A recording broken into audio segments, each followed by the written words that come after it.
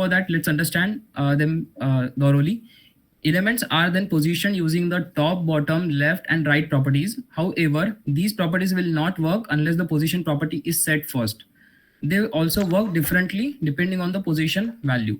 Okay, so what does this line means? This is saying that we cannot use top, bottom, left, and right properties. Okay, these are the CSS properties which we can use when we set the position property for a particular element in the website. Okay, so let's look at them one by one. Now, position static. Now, what do you mean by position static? HTML elements are positioned statically by default. Means every element in the HTML is having by default static position. Okay. So by default, every element has a position static. Okay. Static positioned elements are not affected by the top, bottom, left, and right properties. Okay. Even though we explicitly set the position as a static and set the top, bottom, left, or right property, there will be no effect, because the statically positioned elements cannot be aligned top, bottom, left, right. Okay, so we'll understand this more. This will get more clear when we will code. But for now, just understand the theory, what I want to say, and after that we'll start coding. Okay. An element with position static is not positioned in any special way. जैसे हमारे normal अगर मैं कोई div बना दूं या paragraph बना दूं, तो वो by default ना उनका position static ही होता है. तो इसीलिए क्या है ना, वो नॉर्मली जो बाय डिफॉल्ट प्रॉपर्टी होती है पोजीशन स्टैटिक सेट होता है. ठीक है, तो ये इसको हम कह सकते हैं कि ब्राउजर की जो डिफॉल्ट स्टाइलिंग आती है ना, तो वो उसमें पोजीशन स्टैटिक होता है हर एक एलिमेंट का. ठीक है, an element with position static is not position in any special way. It is always position according to the normal flow of the page. तो according to the normal flow का मतलब वही है कि अगर ब्लॉक एलिमेंट है तो complete width ले लेगा, और अगर इनलाइन एलिमेंट है तो वो उतनी ही विड्थ लेगा जितना उसके अंदर का कंटेंट है. ये होता है नॉर्मल फ्लो, है ना, एक के ऊपर एक ऐसे स्टैक हो जाती है एलिमेंट्स. तो ये होता है हमारा नॉर्मल फ्लो. ठीक है, उसके बाद हमारे पास आता है relative property. An element with the position relative is positioned relative to its normal position. मतलब ये है कि जो एलिमेंट अगर है और उसको हम पोजीशन रिलेटिव कर दे, तो वो उसकी जो नॉर्मल पोजीशन होगी ना, मतलब जैसे मैंने डिफाइन किया है, तो वो जहाँ पे है उस पोजीशन के रिलेटिव हम उसको कहीं पे भी मूव कर सकते हैं. टॉप से अगर मुझे ऊपर खिसकाना है, या फिर लेफ्ट लेके जाना है, या फिर राइट लेके जाना है ना, तो ये सारी चीजें हम उसके नॉर्मल पोजीशंस के अकॉर्डिंग उसको मूव कर सकते हैं. तो ये चीजें यार मुझे लगता है थ्योरी से ज्यादा ना अपने को प्रैक्टिकल करने में मजा आएगा और समझेगा. तो शुरू करते हैं हम स्टैटिक से ही, और बाद में थ्योरी भी मूव ऑन करते जाएंगे और थ्योरी भी पढ़ेंगे और उसके अकॉर्डिंग फिर प्रैक्टिकल करेंगे. ठीक है, तो अभी हमने स्टैटिक पढ़ा पहले, तो स्टैटिक के बारे में देख लेते हैं. तो यहाँ पे मैंने ना कुछ प्री डिफाइंड कोड लिख के रखा है ताकि अपना टाइम वेस्ट ना हो, क्योंकि अगर मैं यहाँ पे एग्जांपल्स खुद से क्रिएट करने जाऊँ तो काफी ज्यादा वो टाइम लग जाता है उसमें. पिछला सेशन जो था वो 3 घंटे का हो गया था उसी वजह से. तो मैंने यहाँ पे कुछ कोड पहले से लिख के रखा है, लेकिन घबराइए मत, ये सारा कोड मैं आपको समझाऊंगा कि मैंने क्या लिखा है और क्यों लिखा है. ठीक है, तो यहाँ पे सबसे पहले तो मैं इसको ओपन विथ लाइव सर्वर कर लेता हूँ, और यहाँ पे साइड बाय साइड खोल लेता हूँ इसको. ठीक है, आप समझते हैं कि मैंने यहाँ पे क्या किया है, ये सब क्या बना दिया मैंने. तो सबसे पहले हम यहाँ पे HTML का कोड देखते हैं. तो यहाँ पे मैंने ये कुछ प्री डिफाइंड कोड लिख रखा है, इसको मैं समझा रहा था. तो जैसे स्टैटिक जो पोजीशन है उसको समझाने के लिए मैंने ये एक डिव बना दिया, उसको कुछ स्टाइलिंग दे दी. स्टाइलिंग को हम बाद में समझेंगे, पहले HTML को अच्छे से समझ लेते हैं. ठीक है, फिर यहाँ पे मैंने एक रिलेटिव को समझाने के लिए एक डिव बना दिया. उसके बाद एक कंटेनर के अंदर ना एक और डिव बना के उसको मैं एब्सोल्यूट समझाने के लिए बताने वाला हूँ, है ना. एब्सोल्यूट को अच्छे से समझने के लिए हमें एक कंटेनर की जरूरत होती है, तो इसलिए मैंने इसको एक कंटेनर के अंदर डाल दिया है. ठीक है, वैसे तो हम बॉडी को भी एज अ कंटेनर के चल सकते थे, क्योंकि बॉडी का जो है ना पोजीशन बाय डिफॉल्ट रिलेटिव होता है, तो उसको भी कंसिडर करके हम समझ सकते थे. बट उससे भी अच्छा समझने के लिए मैंने यहाँ पे कंटेनर के अंदर डिव को डाल दिया है. अब ये चीजें समझ में नहीं आ रही होगी फिलहाल, बस आप ये कोड क्या कर रहे हैं ना, बस वो समझने की कोशिश करो, क्योंकि इसको तो हम और अच्छे से समझने ही वाले हैं. तो उसके बाद मैंने यहाँ पे फिक्स्ड को समझाने के लिए यहाँ पे एक फिक्स्ड डिव बना दिया है. और उसके बाद स्टिक की पोजीशन होती है. ये कुछ हमारे पास टाइप्स ऑफ पोजीशन होती है जो हमने पीपीटी में भी देखी थी, है ना. यहाँ पे हमने देखी थी स्टैटिक, रिलेटिव, फिक्स्ड और एब्सोल्यूट. तो इन सारी पोजीशंस को हम समझेंगे एक एक करके. तो वो समझाने के लिए मैंने यहाँ पे अलग अलग एलिमेंट्स बना दिए. ठीक है, और यहाँ पे अब इनके CSS को समझते हैं कि मैंने CSS में क्या किया है. सबसे पहले तो मैंने यहाँ पे फॉन्ट एरियल दे दिया है, क्योंकि बाय डिफॉल्ट ना टाइम्स न्यू रोमन होता है, तो वो फॉन्ट मुझे उतना पसंद नहीं है, तो एरियल मुझे अच्छा लगता है, तो मैंने एरियल कर दिया है. आपको जो फॉन्ट अच्छा लगता है तो आप सेट कर सकते हैं. ठीक है, उसके बाद H1 जो है यहाँ पे ये वाला CSS पोजीशन जो मैंने लिखा था उसको टेक्स्ट अलाइन सेंटर कर दिया है ताकि वो सेंटर में दिखे अच्छे से. और बॉडी जो है उसको कुछ डिफॉल्ट प्रॉपर्टीज दे दी है मैंने, जैसे इसकी जो हाइट है, मैंने देखो ये व्यू पोर्ट हाइट के बारे में हमने पढ़ा था पिछले लेक्चर में कि ये यूनिट होता है जो कि हाइट के कितना परसेंट मुझे चाहिए, है ना, हाइट। तो उस मतलब जैसे व्यूपोर्ट की हाइट अगर मेरी जो होती है ना बाय डिफॉल्ट वो 100 ऑफ व्यूपोर्ट हाइट होती है, तो 100 ऑफ व्यूपोर्ट हाइट का मतलब होता है 100% ऑफ व्यूपोर्ट हाइट, जितनी मेरी स्क्रीन की हाइट है ना उसका 100% कंज्यूम कर लो। तो यहाँ पे मैंने बोला है कि 520% कंज्यूम कर लो हाइट का, ताकि यहाँ पे ना ये स्क्रॉल बार आ जाए। अब ये स्क्रॉल बार मैंने क्यों लाई है ना, इसके पीछे भी रीजन है, ताकि मैं आपको ये सारे पोजिशन को अच्छे से समझा पाऊँ। ठीक है, इसको देखेंगे। उसके बाद मैंने कुछ पैडिंग दे दी है ताकि ये थोड़ा सा अच्छा लगे, तो मैंने यहाँ पे कुछ पैडिंग दे दी है, 20 पिक्सल 10 पिक्सल की पैडिंग दे दी है।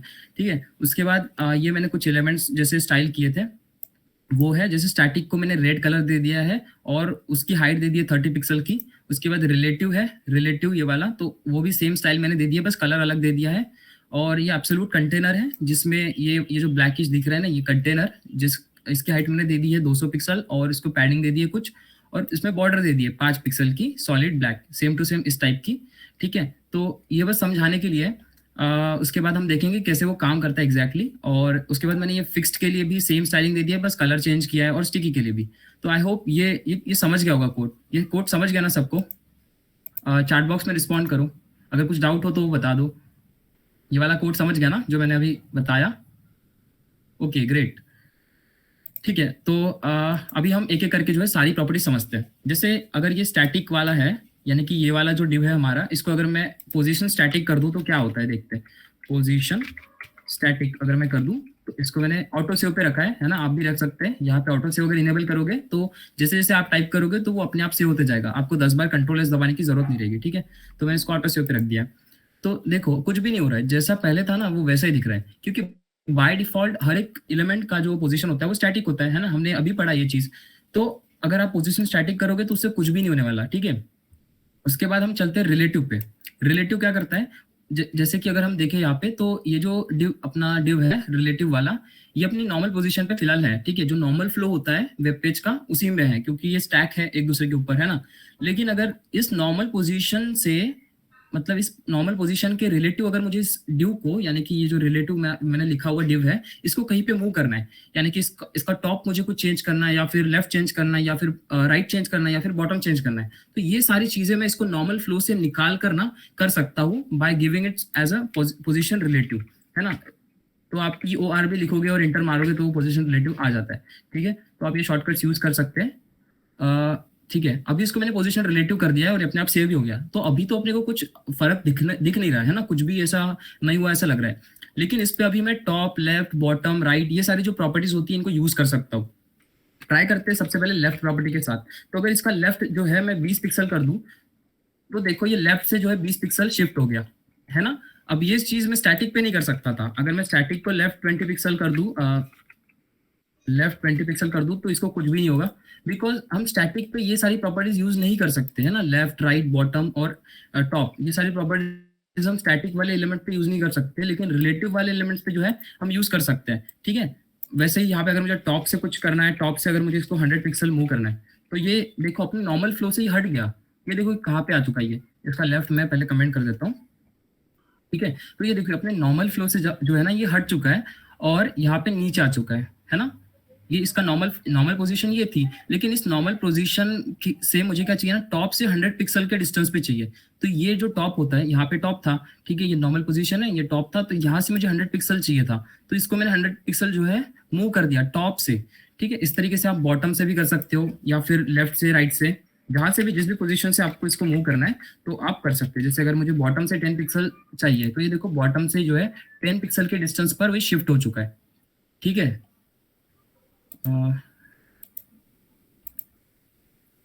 ओके, सो ठीक है। अब रिलेटिव की पोजीशन समझ चुके होंगे आप कि किस तरीके से रिलेटिव पोजीशन क्या करता है। रिलेटिव पोजीशन क्या करता है कि किसी एलिमेंट के नॉर्मल जो पोजीशन होती है ना उसकी, वहां से वो क्या करता है, उसको मूव करता है। नॉर्मल जो पोजीशन है उसकी, उसके रिलेटिव वो लेफ्ट, राइट, बॉटम ये सब मूव कर सकते हैं। ठीक है, ठीक है, अभी रिलेटिव को हम कमेंट कर देते हैं, जैसा था उसे वैसे रहने देते हैं।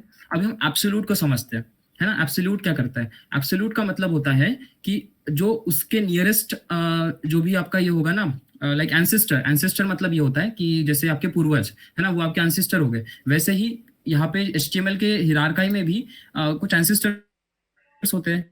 जैसे अगर ये जो div है इसका ये चाइल्ड है, ये जो वाला, ये अंदर वाला div जो है ये बाहर वाले div का चाइल्ड है। तो ये जो बाहर वाला मतलब पेरेंट है ना, वो उसका एंसेस्टर हो गया इस चाइल्ड का, है ना, पूर्वज हो गया, है ना। तो उस जैसे जो एंसेस्टर है, अगर वो नियरेस्ट एंसेस्टर जो होगा वो अगर कुछ पोजीशन पोजेस करता है, जैसे वो रिलेटिव होगा या फिर स्टैटिक तो होता ही है ना। तो अगर कुछ ना कुछ वो एक पोजीशन पोजेस करता है तो उसके रिलेटिव हम इस ड्यू को मूव कर सकते हैं। अब वो कैसे कर सकते हैं वो हम देखते हैं। मैं ग्रीड में चला गया गलती से, एक सेकेंड। हाँ, तो यहाँ पे मैं पोजीशन में आ गया हूँ। अब ये पोजीशन कंटेनर मैंने इसको क्लास दे दिया है इस ड्यू को।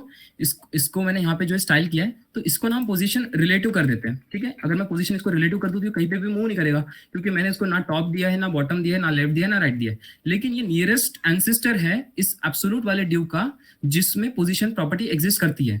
अब मैं क्या कर सकता हूँ ना, ये जो पोजीशन एब्सोल्यूट वाला जो ड्यू है, इसको इस वाले कंटेनर के रिलेटिव अगर मुझे कहीं पे भी मूव करना है तो वो मैं मूव कर सकता हूँ। अब वो कैसे करूंगा, उसके लिए सबसे पहले मुझे ये जो ड्यू है इसको पोजीशन एब्सोल्यूट करना पड़ेगा, है ना, पोजीशन एब्सोल्यूट, ताकि मैं इसको उस ड्यू के रिलेटिव जो है मूव कर सकूं, है ना। अभी तो इसने डिफॉल्ट जो पोजीशन ये ले सकता था उसने ले लिया है, इनलाइन हो गया ये बेसिकली, इसके अंदर का जितना कंटेंट था उतनी विड्थ उसने ले ली है। और ये बेसिकली अगर मैं बताऊं आपको तो ये अपने नॉर्मल फ्लो से ना बाहर आ चुका है। नॉर्मल फ्लो क्या होता है, जैसे ये देखो, ये एक दूसरे के ऊपर स्टैक हो गए, ये एक हो गया, ये दूसरा हो गया, ये कहीं पे भी एक दूसरे के ऊपर ओवरलैप नहीं कर रहे, है ना। ये अपने नॉर्मल फ्लो में है, जितनी जगह उन्हें दी गई है वो उतने लेके रखे हैं उन्होंने। लेकिन ये एब्सोल्यूट क्या हो गया ना, अपने नॉर्मल फ्लो से बाहर निकल चुका है। अभी इसको मैं कहीं पे भी मूव कर सकता हूँ विद इन दिस, ये जो डार्क करके जो ये कंटेनर है ना, ये एब्सोल्यूट कंटेनर, तो इसके अंडर में इसे कहीं पे भी मूव कर सकता हूँ। तो वो देखते हैं कैसे कर सकते हैं। तो सबसे पहले मैं क्या करता हूँ, इसको टॉप 0 कर देता हूँ इसका। तो टॉप 0 करने से ये टॉप से जो है 0 पिक्सल पे आ चुका है। देखो, ये जो कंटेनर था इसके टॉप 0 हो गया, है ना। टॉप से 0 पिक्सल मुझे चाहिए, तो मैंने टॉप से 0 बोल दिया। अगर इसको मुझे राइट मूव करना है, ठीक है, तो मैं इसको राइट से 0 बोल दूंगा, तो ये राइट मूव कर जाएगा। देखो, ये राइट मूव कर गया, है ना। टॉप से 0 चाहिए था और राइट से भी 0 चाहिए था, तो ये बिल्कुल टॉप राइट कॉर्नर पे चला गया, है ना। इसमें जरूरी नहीं आप 0 ही दो, आप कुछ भी दे सकते हो, है ना। 10 पिक्सल दे सकते हैं, तो टॉप से वो 10 पिक्सल के डिस्टेंस पे आ जाएगा, है ना। और राइट से जो है वो 0 पे है, तो आप इसको 100 पिक्सल दे सकते हैं, कुछ भी 1000 हो गया, आप कुछ भी जो है पिक्सल दे सकते हैं। इवन इसको ना परसेंटेज में भी आप बता सकते हैं कितना परसेंट आपको चाहिए। आप कोई भी यूनिट यहाँ पे जो है यूज कर सकते हो। जैसे 10% मुझे टॉप से चाहिए था, तो इसने 10% जो है इस कंप्लीट इसकी जो हाइट है उसमें से जो 10% था उतना डिस्टेंस उसने टॉप से दे दिया है। तो इस तरीके से जो है एब्सोल्यूट पोजीशन काम करती है। ठीक है, इसको भी मैं कमेंट कर देता हूँ। इतना ही तो एब्सोल्यूट में आप किसी एक एलिमेंट के रिलेटिव उसके जो डिसेंडेंट है, यानी कि उसके अंदर के एलिमेंट्स है, उसको मूव कर सकते हो, है ना। अगर ये रिलेटिव नहीं होता तो ये बॉडी को एज अ अपना एंसेस्टर मानता। अगर इसको मैं एब्सोल्यूट कर दूं और ट्राई करते हैं इसको टॉप 0 करने का, और ये किसको अपना जो है, देखो बॉडी को इसने अपना ये माना, लाइक उस बॉडी के रिलेटिव ये मूव कर रहा है। देखो बॉडी, क्योंकि ये जो है ना, इसको मैंने पोजीशन रिलेटिव से हटा दिया, तो क्या होगा ना, मैंने जैसे बोला था कि एब्सोल्यूट तभी काम करेगा जब उसके नियरेस्ट, उस बेसिकली तभी काम करेगा नहीं बोल सकते, लेकिन उस लाइक उसके रिलेटिव काम करेगा जो कि उसके नियरेस्ट एंसिस्टर हो, जो कि पोजीशन प्रॉपर्टी पोजेस करता हो, है ना। अब यहाँ पे ये जो कंटेनर था, इसके अंदर हमारा पोजीशन वाला कंटेनर मतलब जो डिव था वो एग्जिस्ट करता था, लेकिन उसके बाहर वाला जो ये कंटेनर है उसको हमने पहले पोजीशन रिलेटिव दिया था, लेकिन अभी मैंने उसको हटा दिया। तो क्या हुआ कि मैंने जैसे पहले बोला था कि जो बॉडी होती है ना वो पोजीशन रिलेटिव होती है बाय डिफॉल्ट, ये ब्राउजर की स्टाइलिंग होती है, ठीक है। तो अब वो बॉडी को अपना एंसेस्टर मान रहा है और उसके रिलेटिव वो चल रहा है ना। अभी अगर मैं इसको बॉटम 0 कर दूं ना, तो ये बॉडी के बॉटम 0 में आ जाएगा। अगर मैं लेफ्ट कर दूं तो बॉडी के लेफ्ट में आ जाएगा, है ना। जैसे मैं लेफ्ट 0 कर दूं तो ये देखो, ये बॉडी के लेफ्ट 0 में आ गया, है ना, एकदम टॉप में चला गया, टॉप लेफ्ट में। ठीक है, इतना क्लियर है। चैट बॉक्स में रिस्पॉन्ड करते जाओ गाइस, वरना मुझे लगता है मेरा नेट चला गया। ओके, बढ़िया, ठीक है। तो इतना क्लियर है। अभी पोजीशन एब्सोल्यूट क्लियर हो चुका है। अब हम देखते हैं पोजीशन फिक्स्ड का क्या सीन है, इसको देख लेते हैं। ये सारी चीज़ें मैंने कमेंट कर दी, इसको भी कमेंट कर देता हूँ। हाँ, तो पोजीशन फिक्स्ड क्या करता है, जैसे हमने एब्सोल्यूट को देखा, वो उसके नियरेस्ट एंसेस्टर जो पोजीशन प्रॉपर्टी एग्जिस्ट करता हो, पोसेस करता हो, उसके रिलेटिव वो क्या कर रहा था ना, मूव कर रहा था। तो हाँ, तो उसके रिलेटिव वो मूव कराता है। ये जो पोजीशन वाला कंटेनर है वो उसके नियरेस्ट एंसेस्टर जो कि पोजीशन प्रॉपर्टी पोजेस करता हो उसके रिलेटिव वो मूव कराता। लेकिन फिक्स क्या करता है, फिक्स्ड व्यू पोर्ट के रिलेटिव करता है ना। फिक्स क्या करता है, व्यू पोर्ट के रिलेटिव खुद को मूव करता है। ये जो फिक्स्ड वाला कंटेनर है, ये पूरा जो व्यू पोर्ट होता है, जो मैंने पहले भी बताया था कि व्यू पोर्ट क्या होता है। व्यू पोर्ट मतलब उतना स्क्रीन जिसमें आपकी वेबसाइट दिखती है ना। जैसे ये वाला जो पूरा हिस्सा है ये आपका व्यू पोर्ट कहलाता है। और ये जो डिस्टेंस होगा ये 100 ऑफ व्यू पोर्ट होता है ना, 100% ऑफ व्यू पोर्ट हाइट। तो इस तरीके से जो है, अगर ये फिक्स्ड वाले को मैं पोजीशन फिक्स कर दूं तो देखते हैं क्या होता है। पोजीशन फिक्स्ड है ना। just a second.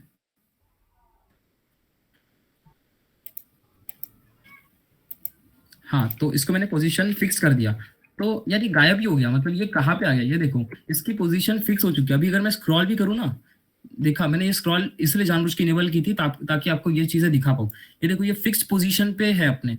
जैसे अगर आपने कोई वेबसाइट पे देखा होगा, जैसे बायजूस की वेबसाइट है, तो उसमें ना बाजू में ऐसे व्हाट्सएप का बटन होता है, टेलीग्राम का बटन होता है, और वो आप स्क्रॉल करते हैं फिर भी वो वहीं पे रहता है ना, क्योंकि उसकी पोजीशन उन्होंने फिक्स कर रखी है, जिसकी वजह से वो इस व्यू पोर्ट के रिलेटिव अपनी पोजीशन को फिक्स रखेगा। अब इसको भी आप टॉप बॉटम ये सब जो प्रॉपर्टीज है वो अप्लाई कर सकते हैं। अगर इसको मैं टॉप से 0 कर दूं तो ये देखो बिल्कुल टॉप में जाके चिपक गया ये, है ना। तो इस तरीके से जो है ये पोजीशन फिक्स काम करता है। अगर आप इसको राइट से मान लेते हैं आपको अपने वेबसाइट में वैसे ही सोशल मीडिया के देने हैं जैसे वो बायजूस ने दिया है ना, यहाँ पे व्हाट्सएप का आइकॉन, यहाँ पे इंस्टाग्राम का, तो आप इसको यहाँ पे ऐसे जो है कर सकते हैं। इसको टॉप से 50% कर देते हैं ताकि ये 50% हाइट के ऊपर जो है आ जाए, है ना। तो ये 50% पे यहाँ पे आ गया है। तो इस तरीके से जो है आप भी अपनी वेबसाइट जब बनाएंगे तो यहाँ पे आप अपने सोशल मीडिया के जो अकाउंट है वो सब दे सकते हैं, मतलब अकाउंट नहीं, लाइक व्हाट्सएप का ऑप्शन, इंस्टाग्राम का जो आपका हैंडल है वो सब दे सकते हैं। और आपने और भी कई जगह पे देखा होगा, जैसे यहाँ पे ना एक चार्ट का बटन होता है ना, वहाँ पे बोलते हैं, जैसे आपने कोड शेप वगैरह पे अभी आया था नया फीचर, तो यहाँ पे चार्ट बॉट का ऑप्शन होता है। यहाँ पे जैसे क्लिक करते हो आप तो यहाँ पे एक चार्ट बॉक्स पॉपअप हो जाता है। तो वो सब भी उनका भी सबका जो पोजीशन होता है ना वो फिक्स्ड होता है, इसीलिए वो आप इवन तो स्क्रॉल करते हो वो मूव नहीं करता, है ना। तो इस तरीके से जो है ये पोजीशन फिक्स्ड काम करते हैं। आप इसको जो है कमेंट कर देंगे, ठीक है। पोजीशन फिक्स क्लियर है, ठीक है। अगर कोई डाउट रहा तो आप डाउट यहाँ पे डाल दीजिएगा, या फिर आप बाद में व्हाट्सएप में पूछ सकते हैं, या फिर 10 मिनट में अपन डाउट सेशन तो लेते ही है तो वहाँ पे पूछ सकते हैं, ठीक है। अब देखते हैं स्टिकी के बारे में। जैसे आपने देखा होगा कई वेबसाइट पे कि एक नेविगेशन बार होती है, और जब आप उसे स्क्रॉल करते हैं नीचे नीचे तो बाकी सारा कंटेंट स्क्रॉल हो रहा होता है, लेकिन वही जो नेविगेशन बार है ना वो मूव नहीं करती, मतलब वो अपनी जगह पे फिक्स हो जाती है। तो क्या है ना, ये पोजीशन स्टिकी का कमाल है। पोजीशन स्टिकी क्या करता है, उसको पर्टिकुलर टॉप से पर्टिकुलर डिस्टेंस पे, या फिर लेफ्ट अगर आपका हॉरिजॉन्टल या फिर वर्टिकल स्क्रॉलिंग इनेबल है तो वर्टिकली अगर आपको उसको स्टिक करना है, या फिर हॉरिजॉन्टली अगर स्क्रॉलिंग है तो आपको हॉरिजॉन्टली स्टिक करना है, तो वो सब चीजें आप स्टिकी नावर की हेल्प से कर सकते हैं, मतलब स्टिकी पोजीशन स्टिकी से कर सकते हैं। अब देखते हैं कि कैसे होता है ना। जैसे ये देखो ये अभी कुछ भी नहीं हो रहा है, अब जैसा मैंने पहले दिखाया था वो सब कुछ वैसा ही है, लेकिन मैं चाहता हूँ कि ये जो स्टिकी है जैसे मैं स्क्रॉल करूँ तो ये ऊपर ना चिपक जाए, ऊपर में यहाँ पे टॉप में चिपक जाए, और वो फिर इवन दो सारा कंटेंट स्क्रॉल हो रहा हो वो स्क्रॉल ना हो, तो वो हम कर सकते हैं यूजिंग पोजीशन स्टिकी। तो पोजीशन स्टिकी हम कर देंगे, स्टैटिक हो गया स्टिकी, ठीक है। अभी इतना करने से कुछ नहीं होगा, ये नॉर्मली चलेगा, लेकिन हमें इसको बताना पड़ेगा कि कहाँ पे इसको स्टिक करना है ना। मैं बताना पड़ेगा कि मुझे टॉप से 0 पिक्सल के डिस्टेंस पर इसको स्टिक करना है। तो इतना करने से क्या होगा, देखो अभी मैंने स्क्रॉल किया, देखो मैं स्क्रॉल कर रहा हूँ लेकिन ये यहाँ पे चिपक गया है ना, ये यहाँ पे ऐसे चिपक गया, स्टिक हो गया वहां पे। तो ये सारा कमाल है पोजीशन स्टिकी का, जो आपने बहुत सारी वेबसाइट में देखा होगा, है ना, नेविगेशन बार ऊपर में स्टिक हो जाती है, तो ये सब वो स्टिकी यूज करते हैं, पोजीशन स्टिकी, इसीलिए वैसा होता है, ठीक है। आप जरूरी नहीं है इसको टॉप से 10 पिक्सल पे ही करें, आप 100 पिक्सल पे भी कर सकते हैं इसको स्टिकी, और ये ऊपर जाके चिपक जाएगा 100 पिक्सल के डिस्टेंस पे, है ना। ये जो डिस्टेंस है ये 100 पिक्सल का डिस्टेंस है, आप इसको इंस्पेक्ट करके भी जो है देख सकते हैं। इस तरीके से जो है ये काम करता है, ठीक है। तो मुझे लगता है सारी पोजीशंस जो है क्लियर हो चुकी होगी आपकी। इतनी ही पोजीशंस होती हैं, स्टैटिक, रिलेटिव, एब्सोल्यूट, फिक्स्ड और स्टिकी। मोस्टली तो आप यूज कर रहे होगे रिलेटिव, ये 4 ही यूज होती है, क्योंकि यार स्टैटिक का तो कुछ काम नहीं है, वो तो बाय डिफॉल्ट होता ही है। तो ये 4 मोस्टली आपकी यूज होगी, तो इसको आपको याद रखना है कि ये क्या करती है, ठीक है। अगर फिर भी आपको कुछ डाउट है तो आप यहाँ पे डाल सकते हैं चैट बॉक्स में, ठीक है। तो यहाँ पे अभी थ्योरी पे तो अपन गए भी नहीं, फिर भी एक बार पढ़ लेते हैं। रिलेटिव तो हमने पढ़ लिया, फिक्स को, ताकि अपना एक समरी काइंड ऑफ रिवाइज भी हो जाए, है ना। तो फिक्स क्या करता है, an element with position fix is position relative to the viewport, है ना, जो हमारा कंप्लीट व्यू पोर्ट होता है जहाँ पे हमारी वेबसाइट दिखती है, ठीक है, उसके रिलेटिव वो मूव करता है, which means it always stay in the same place even if the page is scrolled. हमने देखा है ना, हमने स्क्रॉल किया था पेज को बट फिर भी वो फिक्स था पोजीशन में, है ना। उसमें भी हम टॉप राइट बॉटम ये सब प्रॉपर्टीज अप्लाई कर सकते हैं। उसके बाद हमने देखा एब्सोल्यूट के बारे में। एब्सोल्यूट क्या करता है, an element with position absolute is position relative to the nearest position ancestor. हमने बोला था ना, जो नियरेस्ट पोजीशन एंसेस्टर होता है जिसमें पोजीशन प्रॉपर्टी हमने लगा रखी है, तो उसके रिलेटिव वो मूव करता है, मतलब अलाइन करता है उसको, है ना। Instead of position relative to the viewport, like जैसे फिक्स जो था वो व्यू पोर्ट के रिलेटिव कर रहा था ना मूव, है ना। व्यू पोर्ट जो था हमारा उसके रिलेटिव उसको मूव कर रहा था फिक्स को, मतलब जो एलिमेंट था जिसकी पोजीशन फिक्स थी उसको। लेकिन पोजीशन का ऐसा सीन नहीं है, वो उसके नियरेस्ट पोजीशन एंसेस्टर के अकॉर्डिंग करता है, ठीक है। However if an absolute position element has no position ancestor, it uses the document body and moves along with the page scrolling. ये भी हमने करके देखा। हमने क्या किया कि जो ये था पोजीशन एब्सोल्यूट कंटेनर था, है ना, ये वाला, तो इसको हमने पोजीशन रिलेटिव की पोस्ट से हटा दिया था। और तब क्या हो रहा था कि ये जो एब्सोल्यूट वाला कंटेनर ये बॉडी के रिलेटिव मूव कर रहा था, है ना, ऐसा हो रहा था, ठीक है। तो इस तरीके से जो है ये पोजीशन एब्सोल्यूट काम करता है। अब यहाँ पे एक नोट भी है, absolutely positioned element are removed from the normal flow and can overflow the elements, है ना। हमने ये भी देखा, जैसे फिक्स्ड भी क्या कर रहा था ना, एक दूसरे के ऊपर ओवरलैप हो रहा था, है ना, यहाँ पे आ गया था, फिर जैसे हम इसको स्क्रॉल करेंगे तो ये ओवरलैप हो जाएंगे। तो वैसे ही पोजीशन भी अपने नॉर्मल फ्लो से निकल जाता है और ओवरलैप करता है एलिमेंट्स को। कहीं ना कहीं एब्सोल्यूट और फिक्स्ड सेम ही है, बस फर्क इतना है कि एब्सोल्यूट को हम उसके नियरेस्ट पोजीशन एंसेस्टर के रिलेटिव मूव करते हैं, ठीक है। उसके बाद अपने पास है स्टिकी। स्टिकी के बारे में हमने देख लिया। अभी हम चलते हैं फ्लेक्स बॉक्स के बाद, मतलब फ्लेक्स बॉक्स के बारे में जानते हैं। तो फ्लेक्स बॉक्स क्या होता है, जैसे सीएसएस में पहले ना एक फ्लोट करके आता था प्रॉपर्टी, उसको बहुत यूज करते थे लोग और उसी से लेआउट करते थे, क्योंकि तब फ्लेक्स बॉक्स और ग्रिड एग्जिस्ट नहीं करते थे। लेकिन उसमें बहुत सारी दिक्कतें होती थी, क्योंकि वो क्लियर फिक्स ये वो बहुत कुछ, वो दिमाग में कचरा हो जाता था। लेकिन जब से फ्लेक्स बॉक्स आया है तो हमारी लेआउटिंग काफी आसान हो गई है और हमारी रिस्पॉन्सिव वेबसाइट हम काफी आसानी से बना सकते हैं, ठीक है। हम फ्लोट के बारे में हम यहाँ पे जानबूझ के नहीं पढ़ रहे, क्योंकि उसको पढ़ना मतलब वर्थलेस है, क्योंकि कभी उसको कोई यूज नहीं करता। लेकिन आप पढ़ सकते हैं उसके बारे में, छोटा ही कंसेप्ट है, तो आप उसको लाइक W3 स्कूल की वेबसाइट वगैरह से पढ़ सकते हैं, ठीक है। तो सबसे पहले जानते हैं कि फ्लेक्स बॉक्स होता क्या है ना। तो CSS flex box layout module, तो ये एक मॉड्यूल है लेआउटिंग का, CSS में होता है ये, ठीक है। Before the flex box layout module there were 4 layout modes. तो यहाँ पे हमारे पास जब फ्लेक्स बॉक्स एग्जिस्ट नहीं करता था, तो उससे पहले हम कुछ ये जो प्रॉपर्टी दी है 4, इनको यूज करके लेआउटिंग करते थे, है ना। ब्लॉक जो एलिमेंट होता है जो कंप्लीट विड्थ ले लेता है, फिर इनलाइन एलिमेंट होते थे, फिर टेबल्स को यूज करते थे लोग, है ना। टेबल्स कैसे 2 डायमेंशनल होते हैं ना, तो 2 डायमेंशनल कंटेंट को अगर मुझे अलाइन करना है तो कोल स्पैन, रो स्पैन, वो सब यूज करके जो है वो लेआउट बनाते थे। उसके बाद पोजीशनिंग यूज करते थे, जो अभी हमने जस्ट पढ़ा ना, पोजीशन, एब्सोल्यूट, स्टिकी, रिलेटिव, ये सब, तो उसको यूज करते थे।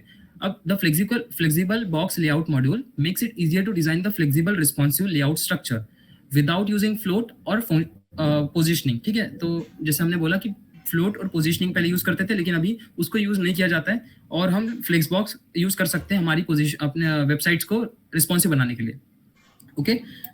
तो यहाँ पे देखते हैं कि कंसेप्ट क्या क्या होते हैं, क्योंकि हमें देखो यार, कंसेप्ट इज पावर। तो सबसे पहले अगर कोई भी टॉपिक आपको समझना है तो उसकी जो टर्मिनोलॉजी से वो आपको समझनी चाहिए, है ना। तो उसको हम एक एक करके देख लेते हैं पहले।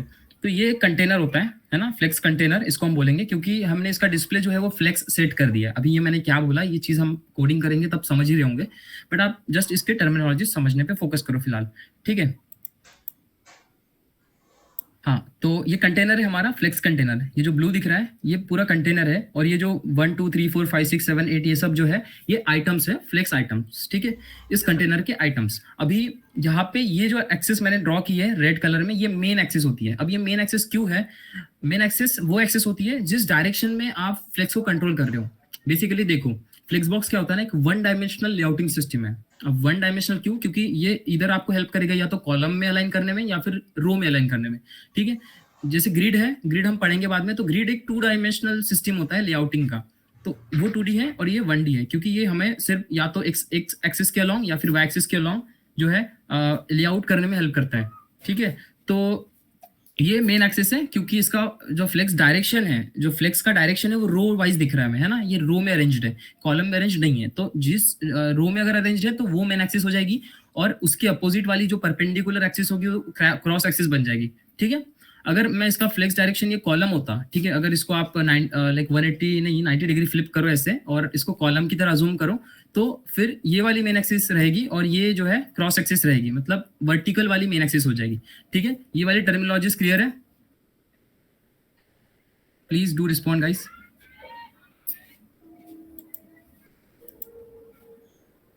Okay great. तो ठीक है, अब इसके बाद हम जानते हैं एक एक प्रॉपर्टीज के बारे में। जैसे फ्लेक्स बॉक्स जो होता है वो कंप्लीटली कंटेनर का खेल होता है। जैसे अब एक कंटेनर है, उसके अंदर आपको किस तरीके से एलिमेंट्स को लेआउट करना है, वही जो होता है वो फ्लेक्स बॉक्स की हेल्प से आप कर सकते हैं। लेकिन आप जो है आइटम्स पे भी कुछ प्रॉपर्टीज लगा सकते हैं, इसके बारे में देखेंगे। ये कुछ आइटम्स पे जो है प्रॉपर्टीज हम लगा सकते हैं। सबसे पहले हम कंटेनर के प्रॉपर्टीज को देखते हैं कि किस तरीके से फ्लेक्स बॉक्स जो है काम करता है। ठीक है, तो यहाँ पे भी मैंने जो है इसको मैं क्लोज कर देता हूँ। यहाँ पे भी मैंने कुछ प्री रिटन कोड है, ये भी मैं आपको समझाऊंगा। अगर आप कोड अलोंग कर रहे हैं तो रुक जाइए थोड़ी देर, कोड अलोंग मत कीजिए, क्योंकि पहले समझ लीजिए, क्योंकि अगर आप समझ लेंगे तो खुद से भी आप ये सब रिक्रिएट कर सकते हैं। ठीक है, तो यहाँ पे इसको मैं ओपन विथ लाइव सर्वर कर लेता हूँ और इसको ऐसे साइड में खोल देता हूँ। ठीक है, तो यहाँ पे मैंने कुछ ये चीज़ जो है क्रिएट करके रखी है पहले से। इसको रीसेट कर देते हैं ताकि ये फुल फिट हो जाए।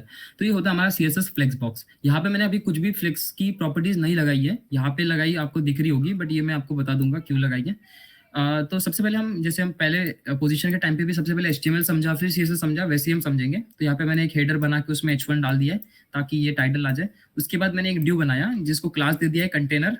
ठीक है, कंटेनर क्लास दे दिया है, उसके अंदर मैंने कुछ 6 आइटम्स डाल दिए। अब ये चीज आपको अगर जल्दी से क्रिएट करना है तो ये चीज आप कर सकते हैं ना, शॉर्ट ट्रिक से। आप ऐसा कंटेनर बना लीजिए ड्यू डॉट कंटेनर से, और उसके बाद अगर आपको कुछ एलिमेंट्स क्रिएट करने हैं जिनका नाम आप आइटम, और इस तरीके से अगर आपको 2 क्लास देने हैं ना एक ही चीज को, तो आप यहाँ पे आइटम फिर डॉट आइटम इस तरीके से कर सकते हैं। तो यहाँ पे मैं डॉलर दे देता हूँ ताकि यूनिक ये डॉलर जो होगा वो रिप्लेस हो जाएगा 1 2 3 4 इस तरीके से। ठीक है, अभी इसके अंदर मुझे कुछ कंटेंट चाहिए, है ना। ये देखो, इसका मतलब मैं फिर से एक बार समझा देता हूँ। ये ड्यू मुझे चाहिए और उसका क्लास नेम आइटम भी होना चाहिए और आइटम डॉलर भी होना चाहिए। डॉलर 1 2 3 4 से रिप्लेस होने वाले, जैसे मैंने बता दिया। अब इसके अंदर भी, मतलब ड्यू के अंदर कौन सा कंटेंट होना चाहिए, तो डॉलर ही होना चाहिए, है ना। अब कितने बनाने हैं उससे मल्टीप्लाई कर दीजिए 6 से, तो इस तरीके से जो है 6 बन जाते हैं, है ना सिंपल ये चीज। तो आप इसको यूज कर सकते हैं, इससे जल्दी से आपकी कोडिंग भी फास्ट हो जाएगी। ठीक है, तो हाँ, तो इस तरीके से जो है ये बना दिया हमने। अभी हम एक एक करके जो है सारी प्रॉपर्टीज फ्लेक्स बॉक्स से समझते हैं। सबसे पहले हम स्टाइलिंग देख लेते हैं कि हमने क्या स्टाइल किया है यहाँ पे। तो सबसे पहले जैसे हमने पहले भी HTML को जो है एरियल फॉन्ट दे दिया था ताकि हर एक एलिमेंट को एक फॉन्ट फैमिली मिल जाए एरियल, है ना। तो वो मैंने कर दिया। फिर H1 को टेक्स्ट लाइन सेंटर कर दिया है। फिर ये कंटेनर हमने बनाया है, तो कंटेनर को मैंने कुछ नहीं किया, इसको हाइट दे दी है 610 पिक्सल्स की। कुछ भी दे सकते हैं, ये तो मैंने बस एक मेरे को अप्रोप्रिएट लगी तो मैंने ये दे दी है। उसके बाद यहाँ पे मैंने एक बॉर्डर दे दी है यहाँ पे 5 पिक्सल की। ये कुछ भी कलर आप चूज कर सकते हैं, मैंने ये डार्क ब्लू कलर चूज किया है। उसके बाद ये आइटम्स जो है उनको मैंने स्टाइलिंग कर दी है। मैंने जानबूझ के यहाँ पे जो है आइटम क्लास सबको दे दिया ताकि मेरे को यार अलग अलग से जो है आइटम 1 आइटम 2 आइटम 3 सबको ना यहाँ पे सबको, फिर सबके लिए मेरे को डिफरेंट स्टाइलिंग्स ना लिखनी पड़े, सेम स्टाइलिंग मेरे को कॉपी पेस्ट करनी पड़ती ना, इसीलिए तो मैंने यहाँ पे इनको आइटम क्लास भी दे दिया है और सबको जो है ये कुछ प्रॉपर्टीज जो है वो दे दी है। ठीक है, तो यहाँ पे इसको मैंने ये स्टाइलिंग समझ गई ना सबको? ठीक है, ये समझ गया सबको? Do respond. ओके ग्रेट, बढ़िया। ठीक है, तो ये कोड सबको समझ गया है। अगर कुछ डाउट रहा तो आप चैट बॉक्स में डाल दीजिए, हम लोग उसको सॉर्ट कर देंगे। ठीक है, तो इस तरीके से ये मैंने बना दिया है डेमोन्स्ट्रेशन पर्पस के लिए। अभी इस पर मैं कुछ प्रॉपर्टीज अप्लाई करूंगा और आपको दिखाऊंगा किस तरीके से फ्लेक्स बॉक्स जो है काम करते हैं। सबसे पहले यहाँ पे मैं ये चीज़ को आप थोड़ा इग्नोर कीजिए, मैंने क्यों यहाँ पे display flex, justify content center और अलाइन आइटम सेंटर किया है। ये चीज़ आप समझ जाएंगे, खुद से समझ जाएंगे जब मैं सारी प्रॉपर्टीज आपको एक्सप्लेन कर दूंगा। लेकिन फिलहाल के लिए इसको थोड़ा इग्नोर ही करें। ये फिर भी मैं बता देता हूँ, ये जो ये मैंने काउंट लिखा है ना यहाँ पे 1 2 3 4, इनको वर्टिकली और हॉरिजॉन्टली सेंटर करने के लिए जो है मैंने इसको यूज किया है, बट इसको आप समझ जाएंगे बाद में। ठीक है, तो सबसे पहले यहाँ पे ये जो कंटेनर है मेरा, ये जो कंटेनर है ये वाला, तो ये वाला जो बॉर्डर्स है ना, ये वाला है वो, है ना। ये कंटेनर है जिसकी हाइट 610 पिक्सल है। तो सबसे पहले हम इसको ना डिस्प्ले फ्लेक्स कर देंगे, तो इससे क्या बन जाएगा, ये डिस्प्ले फ्लेक्स करने से ये फ्लेक्स बॉक्स बन जाएगा। ठीक है, तो ये फ्लेक्स बॉक्स बन चुका है। तो बाय डिफॉल्ट क्या होता है ना गाइस, बाय डिफॉल्ट जो फ्लेक्स डायरेक्शन एक प्रॉपर्टी होती है जो कि डिफाइन करती है आपकी मेन एक्सिस किस डायरेक्शन में होगी, है ना। अगर आप फ्लेक्स डायरेक्शन को रो कर देंगे शो कर देंगे तो ये बाय डिफॉल्ट रो ही होता है और कुछ होगा नहीं, यहाँ पे दिखेगा नहीं, है ना। तो फ्लेक्स डायरेक्शन रो होता है बाय डिफॉल्ट, यानी कि मेन एक्सिस जो होती है आपकी वो हॉरिजॉन्टल होती है ना। तो इस तरीके से आप फिक्स डायरेक्शन चेंज करेंगे। अब इसको मैं अगर कॉलम कर दूं तो ये जैसे पहले दिख रहा था ना मैं, वैसे ही कॉलम की फॉर्म में जो है आ चुका है ना। अगर मैं इसको कमेंट कर दूं दोनों प्रॉपर्टीज को, तो ये पहले भी ऐसे ही था, बट इसको मैंने फ्लेक्स बॉक्स बना दिया है, तो अब इसमें बहुत सारी अलग अलग एबिलिटीज आ चुकी है ये कंटेनर पे, है ना। मैं इस कंटेनर पे बहुत सारी प्रॉपर्टीज यूज कर सकता हूँ, है ना। यहाँ पे सिर्फ रो और कॉलम नहीं है, बट आप रो रिवर्स या फिर रो कॉलम रिवर्स भी कर सकते हैं। तो देखो रो रिवर्स करने से क्या हुआ कि ये पहले लेफ्ट टू राइट फील हो रहा था, अभी ये राइट टू लेफ्ट फील हो रहा है ना। पहले ये 1 हो गया, फिर 2 हो गया, फिर 3 हो गया, पहले 1 फील हुआ, फिर मतलब राइट से फीलिंग स्टार्ट हो रही है यहाँ पे, है ना। पहले 1 फील हो गया, फिर 2, फिर 3 एंड सो ऑन। तो इस तरीके से आप रो रिवर्स कर सकते हैं, उसी के तरीके से आप कॉलम रिवर्स भी कर सकते हैं। तो इसमें क्या होगा कि पहले टॉप टू बॉटम फिल हो रहा था, अभी बॉटम टू टॉप फिल हो जाएगा। अभी तो यहाँ पे कुछ हमें नजर नहीं आ रहा है, क्योंकि मतलब ये नजर आ रहा है कि अंक जो है वो इनके जो काउंट्स है वो कंप्लीटली रिवर्स हो चुके हैं, है ना। कॉलम में कैसे थे, कॉलम में एकदम असेंडिंग में थे, अभी डिसेंडिंग में हो गए। लेकिन आपको ये दिखाने के लिए कि ये एक्चुअल में जो है वो नीचे से ऊपर की तरफ फिल हो रहा है, मैं इसकी हाइट थोड़ी बढ़ा देता हूँ, 800 पिक्सल कर देता हूँ, ठीक है। तो ये देखो ये नीचे चिपक गया, क्योंकि ये नीचे से ऊपर की तरफ जो है फील हो रहा है, ठीक है। तो अंडू कर दिया मैंने। अभी ये फ्लेक्स डायरेक्शन प्रॉपर्टी समझ गई होगी आपको। अभी देखते हैं कि नेक्स्ट प्रॉपर्टी कौन सी है। Let's flex wrap. तो फ्लेक्स रैप क्या करता है, इसके नाम से पता चल रहा है कि यार अगर ओवरफ्लो हो रहा होगा तो वो कंटेंट को इंस्टेड ऑफ गेटिंग ओवरफ्लोन उसको नीचे शिफ्ट कर देगा और रैप कर देगा कंटेंट को। अब इस चीज को हम समझ सकते हैं अच्छे से अगर हम फ्लेक्स डायरेक्शन की प्रॉपर्टी को रो रख दें, ठीक है। ये मैंने इसको रो रख दिया है। अभी इसमें कंटेंट उतना ही है जो इससे ओवरफ्लो ना हो, है ना। अभी अगर इसको देखो मैं छोटा करता हूँ, तो छोटा करने से क्या हो रहा है कि जस्ट सेकंड और छोटा करना पड़ेगा थोड़ा। तो हाँ, इसको छोटा भी मैंने कर दिया, फिर भी ये जो ये जो ड्यूब्स है ना, इन्होंने अपनी विड्थ कम कर दी है। मैंने इवन दो इन्हें जो 100 पिक्सल की विड्थ दे रखी है, बट फिर भी इन्होंने खुद को श्रिंक कर लिया है। ये देखो श्रिंक कर रही है ना, एक खुद को जो ये श्रिंक कर रहे हैं, और मैक्सिमम इनकी जो विड्थ है वो 100 पिक्सल है, 100 पिक्सल से एक्सीड नहीं कर रही है। तो एक्चुअली ये इसलिए हो रहा है क्योंकि बाय डिफॉल्ट ना एक फ्लेक्स श्रिंक करके प्रॉपर्टी होती है, वो 1 होती है, इसलिए एक खुद को ना श्रिंक करते हैं। बट अगर उसको हम 0 कर दें तो ये खुद को श्रिंक नहीं कर पाएंगे। अब उस प्रॉपर्टी के बारे में हम डिटेल में और पढ़ ही रहे होंगे बाद में थोड़ी देर में, लेकिन उसको ना बस मैं यहाँ पे आइटम जो है उस पर फ्लेक्स श्रिंक जो प्रॉपर्टी होती है ना उसको 0 कर देता हूँ, ताकि ये श्रिंक ना हो पाए, है ना। तो ये जस्ट एक डिमॉन्स्ट्रेशन पर्पज के लिए, ये मैं आपको समझाऊंगा बाद में, बिल्कुल इसकी चिंता मत करो आप, ठीक है। तो ये देखो ये ओवरफ्लो हो चुका है, ये देखो ये आप यहाँ पे देखोगे तो हॉरिजॉन्टल स्क्रॉलिंग भी आ चुकी है यहाँ पे, है ना, क्योंकि ये कंटेंट ओवरफ्लो हो चुका है ना। ये ओवरफ्लो ना हो ये चीज अपने को रेस्ट्रिक्ट करनी होती है ना, वरना आपकी जो वेबसाइट होगी वो बहुत भद्दी दिख जाएगी, क्योंकि वो हॉरिजॉन्टल स्क्रॉलिंग कभी नहीं होती है वेबसाइट में, है ना, सिर्फ वर्टिकल स्क्रॉलिंग होती है। तो आप क्या करेंगे कि ये जो कंटेनर है इसको आप फ्लेक्स रैप कर सकते हैं, फ्लेक्स रैप। और इसमें काफी सारी प्रॉपर्टी होती है, wrap, no wrap. By default ये नो रैप होती है, इसलिए रैप नहीं हो रहा है ना। ये नो रैप है, इसलिए देखो मैंने नो रैप सेट किया है तो ये रैप नहीं हो रहा है। तो आप इसको जो है रैप करेंगे तो क्या होगा कि ये एक के नीचे कैसे रैप हो गया, देखो ये जैसे जैसे वहां पे ओवरफ्लो होने की, देखो एक सेकेंड, हाँ। तो ये देखो जैसे जैसे मैं इसका स्क्रीन का साइज कम कर रहा हूँ तो वो अपने आप नीचे आ जा रहा है ना। इसमें मैं और एलिमेंट डाल देता हूँ ताकि आप और अच्छे से समझ पाए। मैंने कर दिया इसको 7, डाल देता हूँ 8, कर दिया 9, ठीक है। तो ये देखो अभी जैसे जैसे स्क्रीन का साइज मैं छोटा करूंगा, बड़ा कर रहा हूँ, तो ये सारे अपने जगह पे आ चुके हैं, लेकिन ये रैप हो जाएंगे जैसे जैसे मैं इसको रैप करूंगा, मतलब स्क्रीन का साइज को कम करूंगा। और भी कई प्रॉपर्टीज होती है, जैसे रैप रिवर्स हो गया, है ना। रैप रिवर्स करके एक प्रॉपर्टी होती है, आप इसको भी कर सकते हैं। क्या होगा कि उल्टा हो जाएगा, मतलब जैसे रो रिवर्स की साइड में क्या हो रहा था कि राइट से फीलिंग स्टार्ट हो रही थी, वैसे ही यहाँ पे देखो ये कंप्लीटली कंटेंट नीचे आ चुका है, और जैसे जैसे मैं इसको छोटा कर रहा हूँ तो ये नीचे से ऊपर की तरफ फील हो रहा है ना। रैप रिवर्स हो रहा है, बिल्कुल जैसा पहले था उसके बिल्कुल अपोजिट हो गया, रिवर्स हो गया। तो ये होता है आपका रैप प्रॉपर्टी, ठीक है। अभी मैं इसको कमेंट कर देता हूँ, रैप हो गया, फ्लेक्स रैप प्रॉपर्टी। अब इसके बाद देखते हैं कि नेक्स्ट प्रॉपर्टी कौन सी है। ये है फ्लेक्स फ्लो। तो फ्लेक्स फ्लो प्रॉपर्टी कुछ भी नहीं है, ये कुछ नई चीज नहीं है, जैसे हमने बॉर्डर के लिए शॉर्ट हैंड प्रॉपर्टी पढ़ी थी।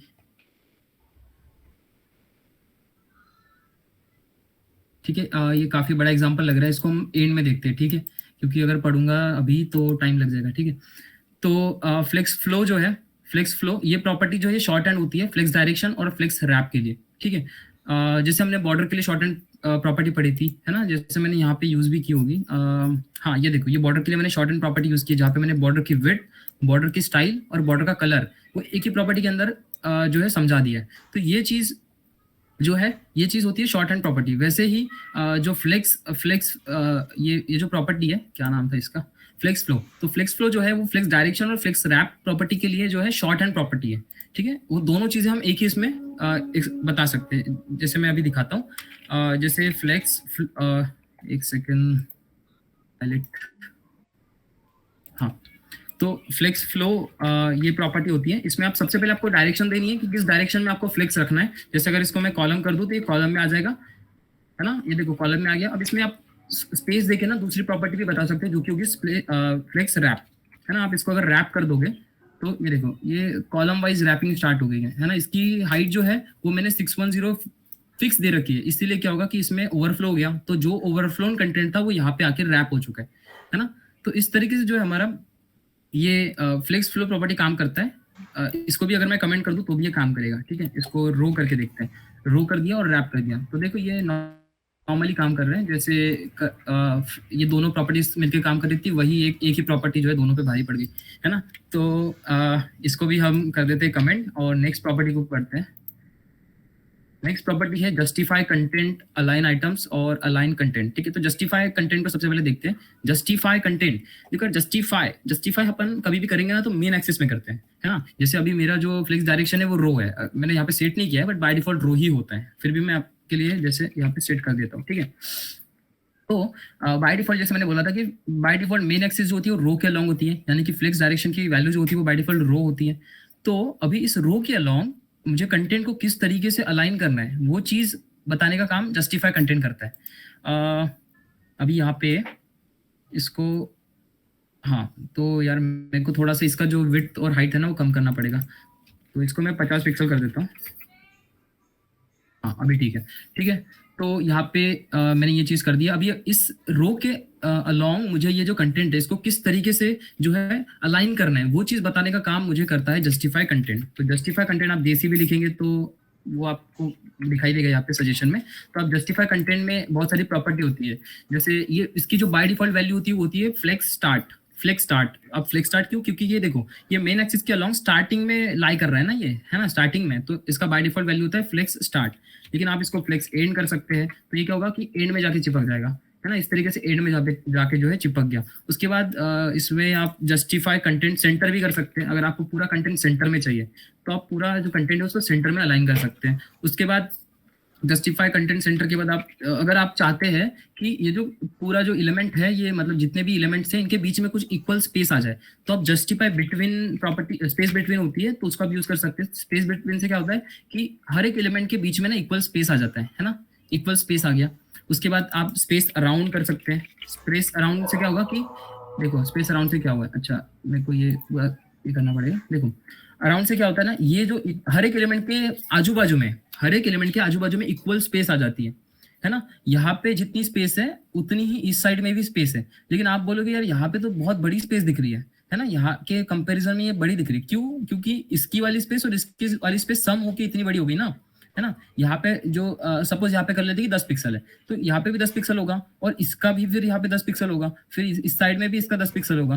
तो इस तरीके से यहाँ पे जो अराउंड में क्या होता है, अराउंड में 10 पिक्सल आ गया, फिर इसके अराउंड में 10 पिक्सल आ गया, फिर इसके अराउंड में भी 10 पिक्सल आ गया। तो इस तरीके से क्या हो रहा है ना कि यहाँ पे जो है इस तरीके से स्पेस अराउंड काम करता है, ठीक है। अब इसके बाद हम देखते हैं कि इवनली करके भी होता है। तो अगर आपको ऐसा नहीं चाहिए, आपको इवनली स्पेस होने चाहिए, यहाँ से भी इवन स्पेस, यहाँ से भी इवन स्पेस, है ना। तो यहाँ पे हर एक एलिमेंट के बीच में और आजू बाजू में एक even amount of space add हो गई है ना। तो इस तरीके से ये काम करता है। जैसे यहाँ पे अगर 20 पिक्सल होगा तो यहाँ पे भी 20 पिक्सल 20 पिक्सल 20 पिक्सल, इस तरीके से जो है ये होता है। तो ये होता है स्पेस अराउंड, स्पेस बिटवीन और स्पेस इवनली, ठीक है। अभी इतनी वैल्यूज होती है वैसे जस्टिफाई को। इसके बाद आता है ना अलाइन आइटम्स। अलाइन आइटम्स हमें बताता है कि किस तरीके से आपको वर्टिकली अलाइन करना है ना। जैसे हमने बोला कि जस्टिफाई जो है हमें हॉरिजॉन्टली अलाइन करने में हेल्प करता है, वैसे ही सेम टू सेम आप समझ सकते हैं कि अलाइन आइटम जो है वो हॉरिजॉन्टल डायरेक्शन का, सॉरी वर्टिकल डायरेक्शन का जस्टिफाई कंटेंट है ना। तो देखते हैं, जैसे मैं इसको नॉर्मल कर देता हूँ, जैसे ये था। फिर अभी अलाइन आइटम्स पे चलते हैं। अलाइन आइटम्स को आप सेंटर करेंगे तो यहाँ पे देखो ये पूरा हमारा जो है ये फ्लेक्स बॉक्स है, तो इसके वर्टिकली जो है ये सेंटर आ चुका है ना। अलाइन आइटम सेंटर हो गया। जैसे मैंने बोला था कि align items is nothing but vertical direction का जस्टिफाई कंटेंट, है ना। तो इसको मैंने सेंटर कर दिया। ये बाय डिफॉल्ट जो है आपका फ्लेक्स स्टार्ट होता है, सॉरी स्ट्रेच होता है, स्ट्रेच बाय डिफॉल्ट इसकी वैल्यू जो होती है वो स्ट्रेच होती है। अभी आपको ये नजर नहीं आ रहा है, क्यों नहीं आ रहा है मैं बताता हूँ। जैसे स्ट्रेच का मतलब अपने को लगेगा कुछ स्ट्रेच कर रहे हैं, है ना। ये स्ट्रेच हुआ है बट मैंने इसको ना हाइट दे रखी है।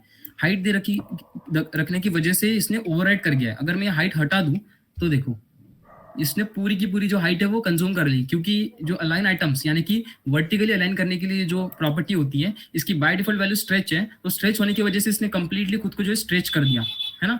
ये बाय डिफॉल्ट वैल्यू ही होती है। अगर इसको मैं कमेंट भी कर दूं तो ये स्ट्रेच ही रहेगा, ठीक है।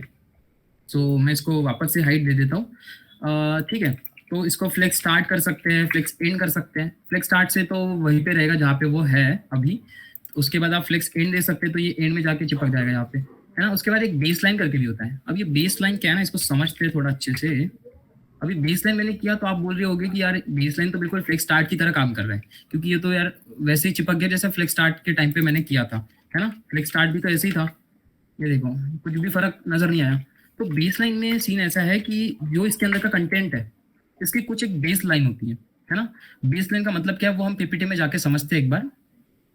तो ये मेरे पास मैंने एक स्टैक ओवरफ्लो से ये इमेज उठाया है, तो वहां पे उन्होंने बेस लाइन के लिए एक इमेज दिया है। तो देख सकते हो आप कि हर एक जो टेक्स्ट है उसके जो बॉटम का जो ये होता है ना, वो उसको हम बेस लाइन कहते हैं। ये जो लाइन जा रही है आप देखो कि हर एक टेक्स्ट के नीचे से जो है टच करके जा रही है ना।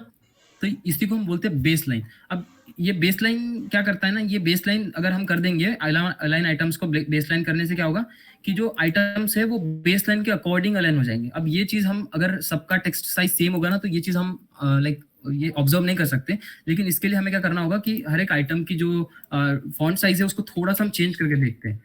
जैसे आइटम 1 जो है इसके फॉन्ट साइज को मैं जो है इसको कर देता हूँ 30 पिक्सल। उसके बाद आइटम 2 मेरे पास है, आइटम 2 तो उसका जो फॉन्ट साइज है उसको हम कर देते हैं कुछ भी रैंडमली 50 पिक्सल्स, ठीक है। उसके बाद इसको मैं डुप्लीकेट कर देता हूँ बाकी आइटम्स के लिए भी। तो जो फोर्थ आइटम है उसको हम कर देते हैं सपोज 80 पिक्सल, है ना। तो देखो मैंने ऑलरेडी यहाँ पे बेसलाइन कर रखा है, तो इसको मैं नॉर्मल कर देता हूँ, फिर तभी समझेगा आपको अच्छे से। तो ठीक है मैंने इसको जो है 80 पिक्सल कर दिया है। ये ओवरफ्लो हो रहा है बट इट्स ओके, फिलहाल समझने के लिए तो चल जाएगा, ठीक है। तो यहाँ पे मैंने ये कुछ एलिमेंट जो है इनको मैं कमेंट आउट कर देता हूँ। और ये जो कंटेनर है इसका जो विड्थ और हाइट है, मतलब कंटेनर का नहीं इन आइटम्स का, वो थोड़ा बढ़ा देता हूँ ताकि ओवरफ्लो ना हो।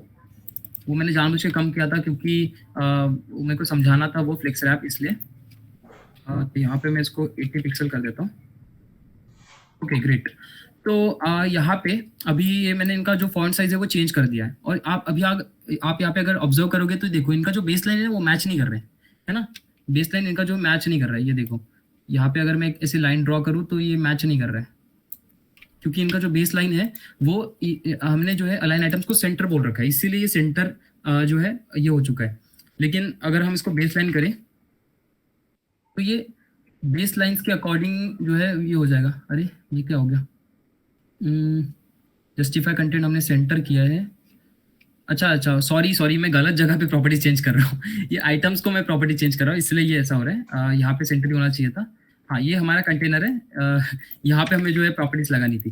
तो हाँ यहाँ पे अगर मैं अलाइन आइटम इसका जो है वो बेस लाइन कर दूँ, हाँ तो ये देखो यहाँ पे हम देख सकते हैं कि इनका जो ये हाँ तो इनका जो बेस लाइन है वो बिल्कुल सेम है ना। इस तरीके से जो बेस लाइन इनका टच कर रहा है, तो यही होता है यार, मतलब अलाइन आइटम्स बेस लाइन अगर करेंगे तो ये तो ज़्यादा वैसे यूज़ भी नहीं होगा, तो लेकिन फिर भी आपको याद होना चाहिए कि ये करता क्या है, ठीक है। हम अभी आगे की प्रॉपर्टीज पे चलते हैं जो कि है, ठीक है। तो जस्टिफाई कंटेंट हो गया, अलाइन आइटम्स हमने देख लिया। अभी अलाइन कंटेंट के बारे में देखते हैं। अलाइन कंटेंट मतलब फ्लेक्स बॉक्स के अंदर ये जो कंटेंट है इसको किस तरीके से आपको अलाइन करना है ना, वर्टिकली और हॉरिजॉन्टली, वो चीज़ बताने का काम आपका अलाइन कंटेंट करता है। इसको देखते हैं। जैसे आप इसको सेंटर करेंगे तो ये बिल्कुल सेंटर में आ जाएगा। अरे यार इसको पहले तो ये कर देते हैं कमेंट। तो ये अलाइन कंटेंट इसको हमने सेंटर कर दिया, बट यहाँ पे कुछ हुआ नहीं है। एक सेकंड, इसको भी हटा देते थोड़ा कंफ्यूजन कम करने के लिए। ये नहीं है, हाँ ये। तो इसको फ्लेक्स से स्टार्ट करके देखते हैं। तो ये स्टार्ट में वैसे ही है, एंड करके देखते हैं तो ये एंड में भी ऐसे ही है। तो ये बेसिकली क्या करता है ना, फ्लेक्स अलाइन कंटेंट, ये जो अपना पूरा का पूरा फ्लेक्स बॉक्स है, इसके अंदर ये जो कंटेंट है मौजूद, उसको किस तरीके से अलाइन करना है वो बताता है, लेकिन ये काम नहीं कर रहा है। स्पेस अराउंड करके देखते हैं।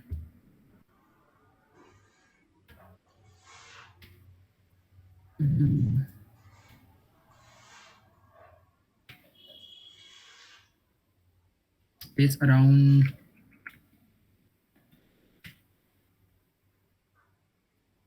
हाँ मुझे लगता है ये तब काम करेगा जब ये जो रैप हो जाएगा, ये कंटेंट, ये बेसिकली कंटेंट को हमें रैप करना पड़ेगा, ये तब काम करेगा। इसको फ्लेक्स रो कर दिया है, इसको फ्लेक्स फ्लो को इसको ना फ्लेक्स रैप को हम रैप कर देते, तब ये काम करेगा। देखना, फ्लेक्स रैप कर दिया इसको हमने, ठीक है। तो यहाँ पे हम थोड़ा सा कंटेंट बढ़ा देते हैं, इसको कमेंट से हटा देंगे।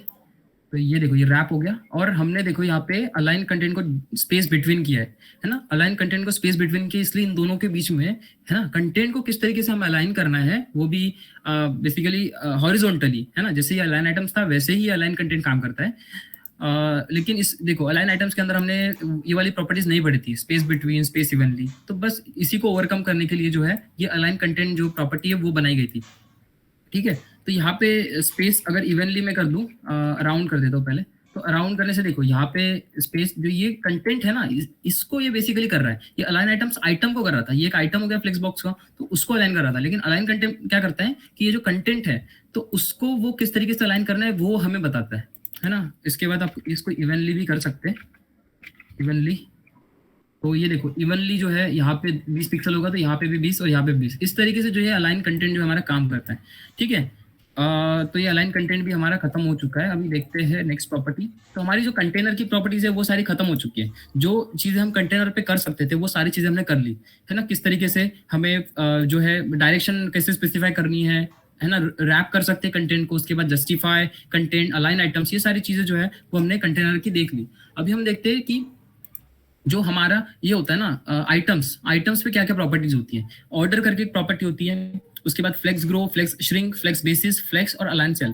तो इन सबको हम एक एक करके देखते हैं। अब ऑर्डर, यार नाम से पता चल रहा है यार कि ऑर्डर कुछ ऑर्डर का ही होगा है ना। जैसे हमने यहाँ पे मैंने जानबूझ के इसके अंदर 1 2 3 4 लिखा है ताकि आपको ये चीजें सब कुछ जो है विजुअली दिख जाए है ना। तो सबसे पहले हम क्या करते हैं, इस ऑर्डर प्रॉपर्टी को समझते हैं। अभी तक हमने जितनी भी प्रॉपर्टीज अप्लाई की थी वो इस कंटेनर पे की थी है ना, ये जो कंटेनर था उस पे की थी, ठीक है। ओके ठीक है। तो ये सारी जो प्रॉपर्टीज थी वो सारी हमने कंटेनर पे की थी, लेकिन अभी जो हम प्रॉपर्टीज अप्लाई करेंगे वो सारी प्रॉपर्टीज हम आइटम पे करेंगे, ठीक है। मतलब ये जो कंटेनर के आइटम्स है उन पे करेंगे। तो सबसे पहले ये आइटम 1 को उठाते हैं। मतलब उठाना तो हमें सबको ही पढ़ने वाला है क्योंकि ऑर्डर प्रॉपर्टी को समझाने के लिए वो सब करना ही पड़ेगा। तो इसको मैं 6 टाइम्स कॉपी पेस्ट कर देता हूँ, 1 2 3 4 5 6 7 बार हो गया ये तो। और यहाँ पे हम 6 ही आइटम रखते हैं, बाकी सबको कमेंट कर देते हैं।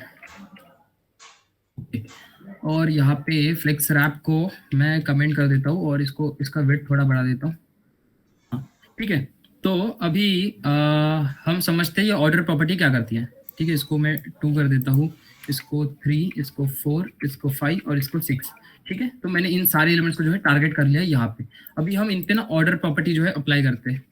आप क्या कर सकते हैं ना, अगर आपको मल्टीपल कर्सर नीचे जस्ट डाउन लेना है तो आप क्या कर सकते हैं, कंट्रोल अल्ट दबा के अगर डाउन एरो दबाएंगे तो ये नीचे से कर्सर्स आ जाएंगे, ठीक है। फिर आप ऐसे मल्टी कर्सर फंक्शनलिटी को यूज कर सकते हैं। जैसे बाय डिफॉल्ट इनका जो ऑर्डर होता है ना वो 0 होता है। तो देखो मैंने इसको 0 कर दिया तो कुछ भी यहाँ पे जो है मुझे दिखाई नहीं दिया। लेकिन देखो एक चीज यहाँ पे याद रखने वाली वो है कि जितना लो नंबर होगा उतना लोवेस्ट उसका मतलब उतना हाईएस्ट उसका प्रायोरिटी होगा। जितना low number, lower the number highest the priority, ठीक है। जैसे अगर इसको ये जो ऑर्डर 2 है, अभी ये इसका पोजीशन 2 है, लेकिन इसको अगर मैं 10 कर दूं तो देखो ये सबसे पीछे चला गया है ना। 2 यहाँ पे आ गया, 1 3 4 5 6 2 ऐसा हो गया। क्यों? क्योंकि इसका मैंने ऑर्डर जो है 10 दे दिया, तो इसका नंबर जो है वो बाकी सबके नंबर से ऑर्डर से जो है बड़ा है, इसलिए इसकी प्रायोरिटी सबसे लोएस्ट होगी। तो प्रायोरिटी लोएस्ट है इसलिए ये पीछे जाके चिपक गया। ठीक है, तो इस तरीके से जो है आप ऑर्डर चेंज कर सकते हैं। जैसे आप ऑर्डर नेगेटिव में भी दे सकते हैं, है ना। वैसे ये तो 0 ही है, इसको चेंज करने से कोई फायदा नहीं है। 6 जो 6 है इसको मैं फर्स्ट लाना चाहता हूँ, तो फर्स्ट लाने के लिए मैं इसका ऑर्डर अगर -1 कर दूं तो ये सबसे पहले आ जाएगा। क्यों? क्योंकि इसका lowest the number highest the priority, है ना। तो इस तरीके से जो ये ऑर्डर प्रॉपर्टी काम करती है, अगर आप इसको सबको अगर कुछ भी वैल्यू दे देंगे, लाइक 1000 दे देंगे, तो भी क्या होगा, 100 देंगे या फिर 1000 देंगे तो भी ये जैसे ऑर्डर में थे वैसे ही रहेंगे। क्यों? क्योंकि सबका जो ऑर्डर का वैल्यू है वो सेम है। तो अगर ऐसी सिचुएशन रही जिस केस में ऑर्डर का वैल्यू सेम है, तो वो अपना रिलेटिव ऑर्डर ही यूज करेगा जिस ऑर्डर में आपने उसको डिफाइन किया है ना। 1 2 3 4 5 6 जो आपने डिफाइन किया था वही ऑर्डर वो यूज करेगा। ठीक है, तो इस तरीके से जो है ये ऑर्डर प्रॉपर्टी आपकी काम करती है। अब इसके बाद जो सेकंड प्रॉपर्टी है वो है आपकी फ्लेक्स ग्रो। तो फ्लेक्स ग्रो क्या होता है उसको देखते हैं। जैसे आप देख रहे होंगे यहाँ पे कुछ खाली स्पेस रह गई है ना। अब इस खाली स्पेस को कौन सा एलिमेंट कितने प्रपोर्शन में भरेगा, है ना। इस खाली स्पेस को कौन सा एलिमेंट कितने प्रपोर्शन में भरेगा, उसी चीज को हम फ्लेक्स ग्रो कहते हैं। मतलब अगर ये जो वन एलिमेंट है, वन एलिमेंट यानी कि आइटम नंबर 1 है ना, इसको अगर मैंने फ्लेक्स ग्रो प्रॉपर्टी जो है इसकी वो 1 सेट कर दी, तो ये कंप्लीट स्पेस ले लेगा। वो जितनी भी स्पेस बची थी उतनी इसने ले ली, है ना। जितनी स्पेस बची थी उतनी उसने ले ली। बाय डिफॉल्ट क्या होता है ना, फ्लेक्स ग्रो की वैल्यू 0 होती है। अगर मैं इसे 0 दूंगा तो कुछ भी नहीं होगा यहाँ पे, क्योंकि बाय डिफॉल्ट वैल्यू इसकी 0 होती है। अगर इसको मैं 1 कर दूंगा तो ये कुछ ना कुछ स्पेस जो है वो लेने लग जाएगा, है ना। जितनी भी खाली स्पेस थी इसने ले ली। अभी यही सेम चीज अगर मैं इस आइटम 2 पे कर दूं तो ये दोनों मिलकर जितनी भी स्पेस है वो इक्वल प्रपोर्शन में ले लेंगे, है ना। देखो मैं इसको बढ़ा दिया तो ये देखो इतना स्पेस इसने ले लिया, फिर उतना ही स्पेस इसने ले लिया। जितना भी स्पेस खाली होता है उसको इक्वल प्रपोर्शन में ये लोग कंज्यूम कर देते हैं, है ना। इसको और अच्छे से समझाने के लिए मैं दोनों कमेंट करता हूँ एक बार और आपको समझाता हूँ। ठीक है, तो देखो यहाँ पे इतनी सारी जो स्पेस है वो खाली पड़ी है। तो अगर मान लेते हैं कि ये 100 पिक्सल है तो इसकी 50 पिक्सल जो विड्थ है वो 2 कंज्यूम करेगा और 50 पिक्सल जो है वो 1 कंज्यूम करेगा, अगर उन दोनों का फ्लेक्स ग्रो 1 सेट हो तो, है ना। तो यही होता है यार, मतलब फ्लेक्स ग्रो का मतलब ही यही होता है कि जितनी खाली जगह है उसको कौन कितने प्रपोर्शन में कंज्यूम करेगा, यही होता है अपना फ्लेक्स ग्रो। ठीक है, समझ गए? कोई डाउट है इसमें? कोई डाउट है? ग्रेट ग्रेट, बढ़िया। अगर डाउट रहा भी तो यार तुम डाल देना। मैं अभी कमेंट तो पढ़ नहीं रहा हूँ क्योंकि फिर वो पढ़ाने से मन भटक जाएगा, तो मैं एंड में पढ़ लूंगा सारे कमेंट्स। और वैसे भी जो हमारे लाइक कोऑर्डिनेटर्स है वो तो है ही, वो टीममेट्स वो आपको आंसर कर देंगे अगर छोटे मोटे डाउट्स रहे तो। ठीक है, तो हमारा फ्लेक्स ग्रो क्लियर है। अभी हम चलते हैं फ्लेक्स श्रिंक की तरफ। अब फ्लेक्स श्रिंक का मतलब यह है कि कौन सा एलिमेंट कितना श्रिंक होगा। अगर जो स्क्रीन की साइज है ना वो अगर कम हो तो कौन सा एलिमेंट कितना श्रिंक होगा। देखो इसका बाय डिफॉल्ट श्रिंक जो होता है ना वो 1 होता है, मतलब ट्रू होता है। मतलब लाइक 1 को तुम एज अ ट्रू कंसिडर कर सकते हो। ट्रू का मतलब होता है कि एलिमेंट्स को श्रिंक करो। देखो ये एलिमेंट श्रिंक हो रहे हैं, अभी ये समझ में नहीं आ रहा है तो इसका जो विड्थ है मैं थोड़ा सा अच्छे से समझेगा। इसको मैं 200 पिक्सल कर देता हूँ, ये ओवरफ्लो हो जाएगा यार। 200 पिक्सल करने पे अच्छा नहीं हुआ। ओके, तो अगर इसको मैं बड़ा कर दूं तो ये देखो 200 पिक्सल का है। ओवरफ्लो इसलिए नहीं हुआ क्योंकि इसका फ्लेक्स श्रिंक जो है ना वो 0 सेट है, सॉरी 1 सेट है। 1 सेट होने की वजह से वो एलिमेंट्स को श्रिंक कर रहा है, ओवरफ्लो होने से रोक रहा है। ठीक है, ये ओवरफ्लो क्यों नहीं हो रहा समझा? क्योंकि फ्लेक्स श्रिंक जो प्रॉपर्टी होती है वो किसी एलिमेंट को श्रिंक करवाना है या नहीं करवाना है वो डिफाइन करती है ना। इसका फ्लेक्स श्रिंक जो है वो 1 है, इसीलिए क्या हो रहा है कि ये एलिमेंट्स श्रिंक हो जा रहे हैं। इवन दो इनका विड्थ मैंने बोला है कि मुझे 200 पिक्सल चाहिए ही चाहिए, बट वो क्या आ रहा है, वो क्या हो रहा है ना, वो जो फ्लेक्स श्रिंक प्रॉपर्टी है वो 200 पिक्सल से भी कम लेके जा रहा है एलिमेंट को। ये इसलिए हो रहा है ताकि ओवरफ्लो रोका जा सके। देखो सारे एलिमेंट्स की जो विड्थ है वो कम हो रही है क्योंकि फ्लेक्स श्रिंक जो होता है वो बाय डिफॉल्ट मैंने जैसे पहले भी बताया था वो 1 होता है ना। इसलिए ये सारे एलिमेंट्स अपने आप श्रिंक हो जा रहे हैं।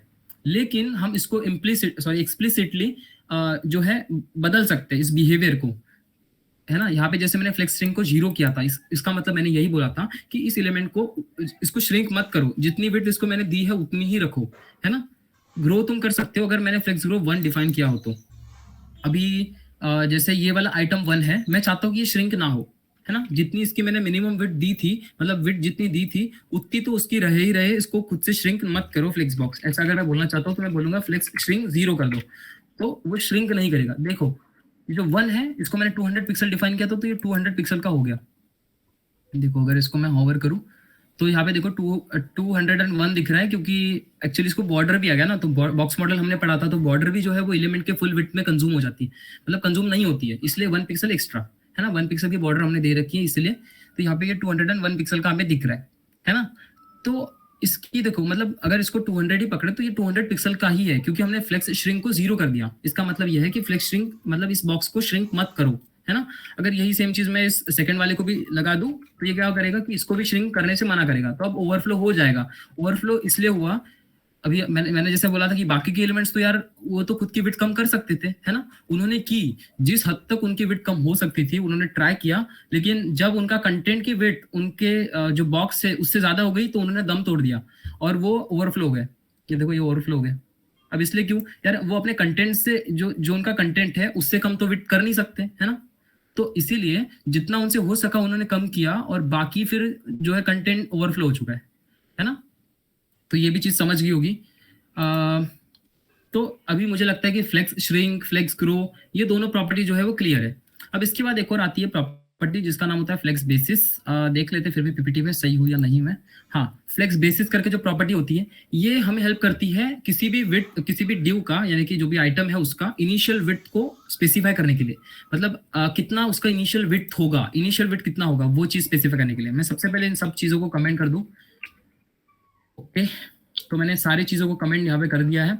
अब नॉर्मल जैसा दिख रहा था वैसा ही है। इसकी जो विड्थ मैंने 200 दे रखी थी उसको 80 कर देता हूँ फिर से।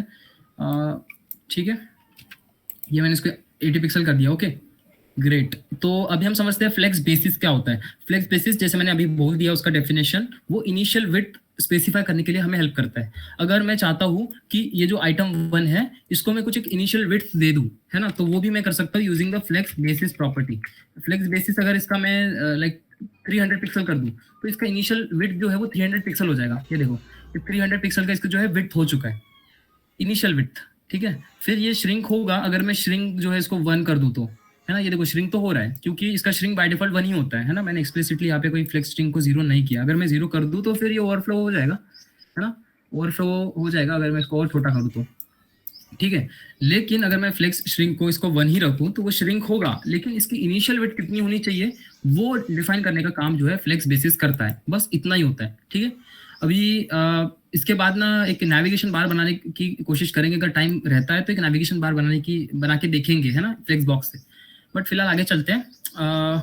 अभी हमारे पास है फ्लेक्स। फ्लेक्स क्या होता है ना, ये तो 3 प्रॉपर्टी हमने पढ़ी, ग्रो, श्रिंक और बेसिस, इन तीनों का शॉर्ट हैंड होता है फ्लेक्स प्रॉपर्टी। जैसे हमने बॉर्डर के बारे में देखा, बैकग्राउंड इमेज के बारे में देखा, इवन अभी इसके पहले जो हमने कंटेनर की प्रॉपर्टीज पढ़ी थी तो उसमें भी हमने जो है फ्लेक्स फ्लो करके जो था वो इन दो प्रॉपर्टीज का शॉर्ट हैंड था। वैसे ही फ्लेक्स जो होता है, जैसे आपने कई जगह देखा होगा, आपने ऑलरेडी वेब डेवलपमेंट सीखा है थोड़ा बहुत, और तो आपने देखा होगा कि कहीं कहीं पे ना फ्लेक्स 1 ऐसा लिख के रहता है, तो उसका मतलब है कि जितनी भी स्पेस है उसमें से इक्वल जो है स्पेस ले लो, या फिर जितनी भी अवेलेबल जगह है वो कंज्यूम कर लो। तो वो चीज आप जो है फ्लेक्स से कर सकते हैं। अब देखते हैं कि फ्लेक्स को इन तीनों प्रॉपर्टी को स्पेसिफाई करने के लिए कैसे यूज करते हैं, है ना। तो बेसिकली चलते हैं हमारे VS कोड में। ये हमारा फ्लेक्स बेसिस है, इसको मैंने कमेंट कर दिया। ठीक है, अभी ये जो 3 चीजें मैंने यहाँ पे लिखी थी वो मैंने 3 प्रॉपर्टीज अलग अलग लिखी, लेकिन मैं यही सेम चीज एक ही प्रॉपर्टी में लिख सकता हूँ, है ना। पहले मैं लिखूंगा ग्रो, मुझे 1 चाहिए, फिर उसके बाद श्रिंक नहीं होना चाहिए, और 300 पिक्सल का इसका बेसिस होना चाहिए। तो ये चीज अगर मैं स्पेसिफाई कर दूं तो ये देखो, वो जो सेम प्रॉपर्टी ये तीनों अप्लाई करने के बाद आ रही थी वही सेम चीज इससे भी आ रही है ना। जैसे सबसे पहले तो मैं इनको कमेंट हटा दूं ताकि आपको दिखा पाऊँ, और इसको मैं एक म्यूचुअल कमेंट कर देता हूँ, हाँ, और इसको अनकमेंट। तो ये देखो ये कुछ ऐसा दिख रहा है, और इसको अगर मैं कमेंट कर दूं और इन तीनों को अनकमेंट कर दूं तो भी ये वैसा ही दिखेगा जैसा वो दिख रहा था, है ना। क्योंकि ये जो फ्लेक्स प्रॉपर्टी होती है ये इन सब की शॉर्ट हैंड प्रॉपर्टी होती है। ठीक है, ये सब क्लियर होगा अभी। ओके, अभी जो नेक्स्ट प्रॉपर्टी है हमारी वो है अलाइन सेल्फ। अलाइन सेल्फ का मतलब होता है, जैसे अभी हमने अलाइन आइटम्स के बारे में पढ़ा था, तो ये भी कुछ कुछ ऐसा ही है, कुछ कुछ नहीं, पूरा ही ऐसा ही है। बस फर्क इतना है कि अलाइन आइटम्स सारे के सारे आइटम्स को अलाइन करने में हेल्प कर रहा था। कहा गया, हाँ, यहाँ पे अलाइन आइटम्स जो है इसको मैं सेंटर कर देता हूँ just for the demonstration purpose, centre. ठीक है, यहाँ पे मैंने सेंटर किया तो क्या हो रहा है कि सारे के सारे आइटम यार मेरे सेंटर आ गए, लेकिन मैं चाहता हूँ कि सिर्फ जो 3 नंबर वाला आइटम है वही सेंटर में आए, है ना, बाकी जो जहाँ पे थे वैसे ही रहे, है ना। तो वो चीज अगर मुझे करनी है तो वो चीज मैं कर सकता हूँ अलाइन आइटम्स की हेल्प से। ठीक है, ये सारी चीजें भी मैं इसको कमेंट कर दिया। अभी जैसे 3 नंबर वाला आइटम है, मैं चाहता था ये सेंटर में आ जाए, तो आप अलाइन सेल्फ प्रॉपर्टी की हेल्प से कर सकते हैं। अलाइन सेल्फ सेंटर करेंगे तो सिर्फ वो अकेला जो है वो सेंटर में आ गया, है ना। बाकी के जो है वो अपनी जगह पे ही है, बस वो अकेला जो है वो सेंटर में आ गया। आप इसको फ्लेक्स एंड कर सकते हैं, फ्लेक्स स्टार्ट कर सकते हैं। स्ट्रेच जो होता है वो बाय डिफॉल्ट होता है। अभी वो स्ट्रेच दिख नहीं रहा है क्योंकि मैंने जैसे पहले बोला कि मैंने उसको एक स्पेसिफिक हाइट दे रखी है, इसलिए वो उससे ज़्यादा बढ़ नहीं सकता, है ना। स्ट्रेच वो स्ट्रेच ही है, बट वो ज़्यादा उससे 80 पिक्सल से ज़्यादा उसकी हाइट नहीं हो सकती, इसलिए वो उस तरीके से जो है उसने 80 पिक्सल ही ले रखी है, ठीक है। तो ये हो गया हमारा अलाइन सेल्फ। अलाइन सेल्फ भी क्लियर होगा। अभी कहा गया, हाँ, तो यहाँ पे अभी नेक्स्ट हमारा टॉपिक है वो CSS ग्रिड का है। बट मुझे लगता है कि अभी इस फ्लेक्स बॉक्स को तो पढ़ लिया, अब इस फ्लेक्स बॉक्स से हम क्या क्या चीजें बना सकते हैं और क्या क्या चीजें कर सकते हैं ना, वो चीज मैं आपको दिखा देता हूँ। एक मैंने ऑलरेडी एक नेविगेशन बार जो है वो बना रखी है, ये रही। तो इसको मैं ओपन विद लाइव स्टोर कर देता हूँ। तो ये यहाँ पे लोगो नहीं आया, लोगो क्यों नहीं आया भाई, logo.png,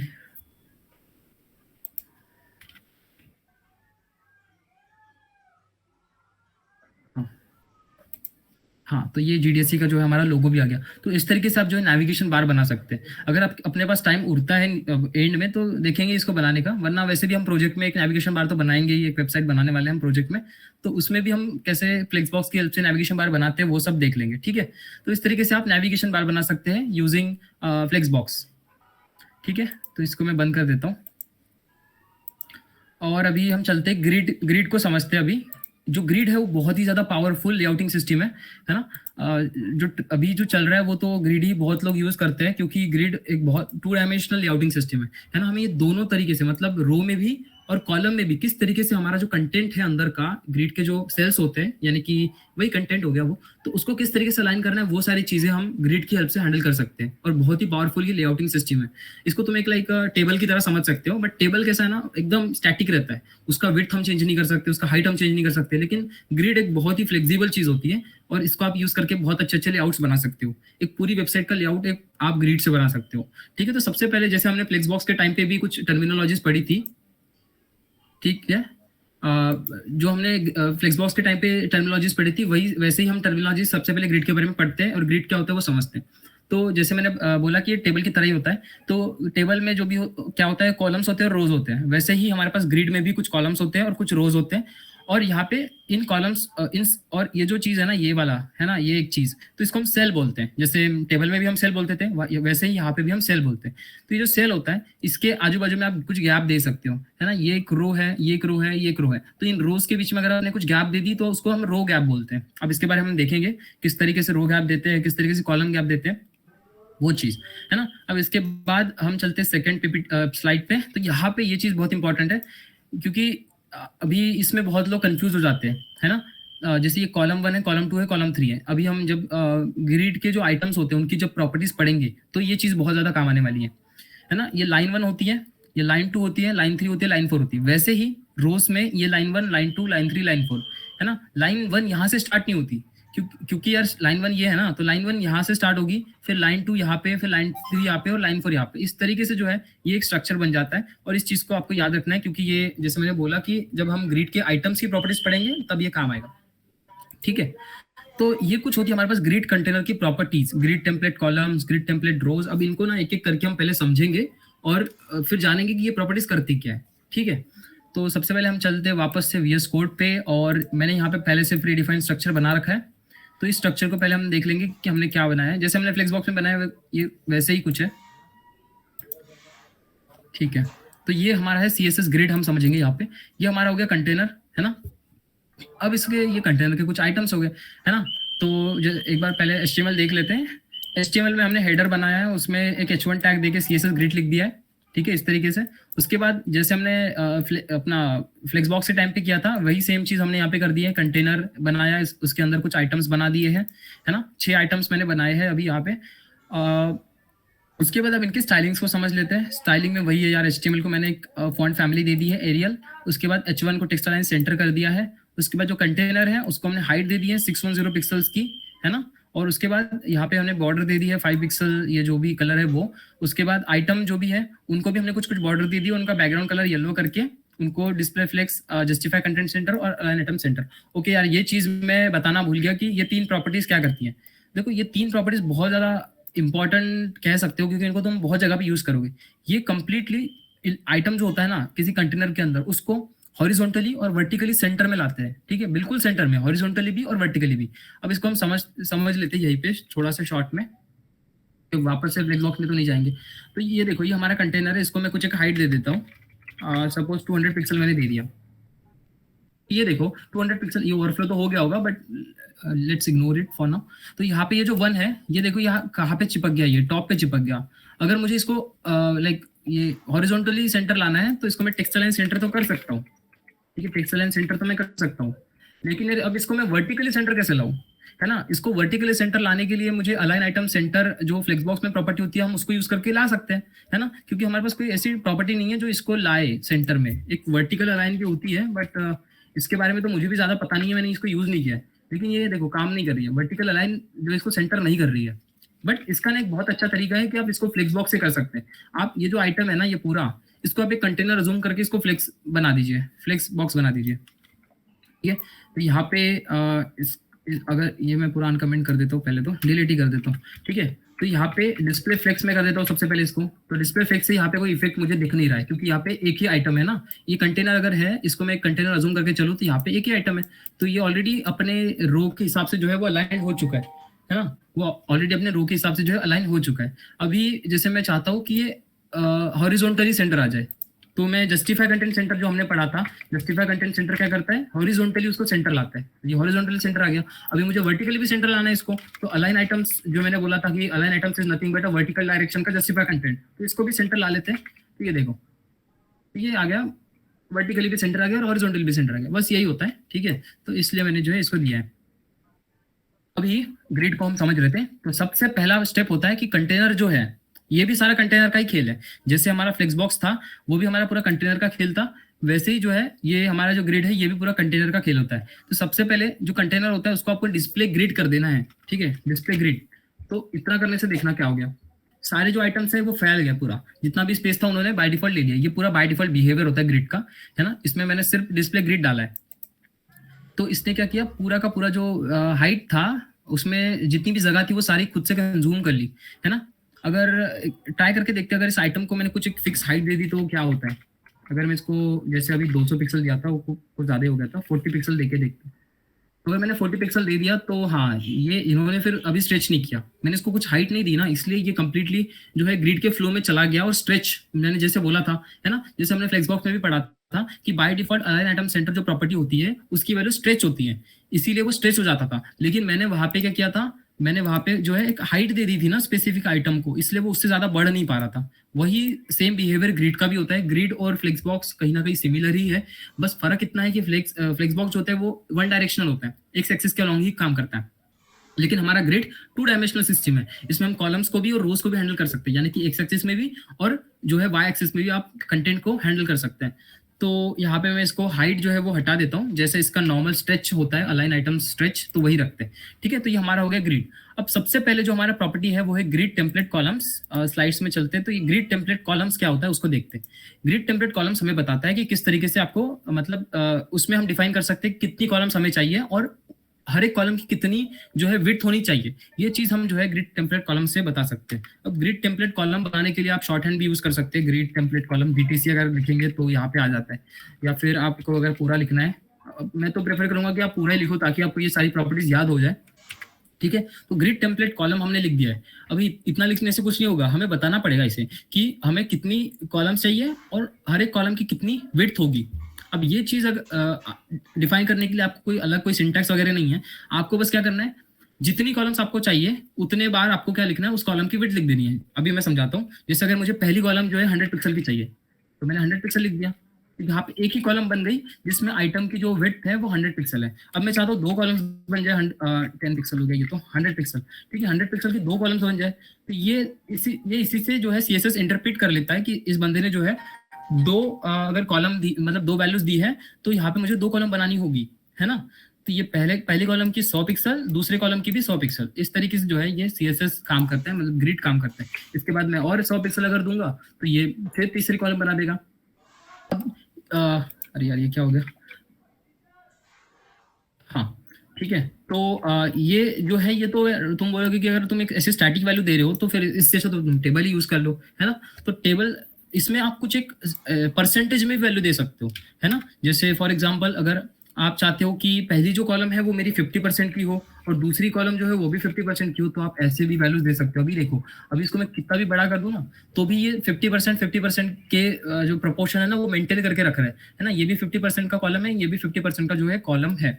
तो इस तरीके से जो है ये काम करता है। आप इसमें परसेंटेज पे वैल्यू दे सकते हो, और अगर आपको परसेंटेज में नहीं देना है, ठीक है, तो आप ऑटो भी कर सकते हो। ऑटो ऑटो अगर करोगे तो वो कंप्लीट विथ जो है वो भी सेम प्रोपोर्शन में, ये कहीं ना कहीं परसेंटेज की तरह ही काम करता है। इसके बाद यहाँ पे ना एक और यूनिट होता है, फ्रैक्शनल यूनिट बोलते हैं हम उसे, 1 FR, है ना। 1 FR या फिर 1 FR ऐसे अगर हम दे देंगे तो ये भी ऑटो की तरह, यानी कि वो जो हम परसेंटेज यूज कर रहे थे, ऑटो यूज कर रहे थे, उसी की तरह ये जो है काम कर रहे हैं। इस सेम प्रोपोर्शन में जो है इसने बांट दिया है। ये भी वन फ्रैक्शनल यूनिट मतलब यही है कि इसको भी वन फ्रैक्शनल यूनिट दे दो, जितनी भी अवेलेबल स्पेस है वो, जितनी भी अवेलेबल स्पेस है ना इसमें और इसमें सेम प्रोपोर्शन में बांट दो। बस यही इतना ही इसका जो है मतलब होता है वन फ्रैक्शनल यूनिट का।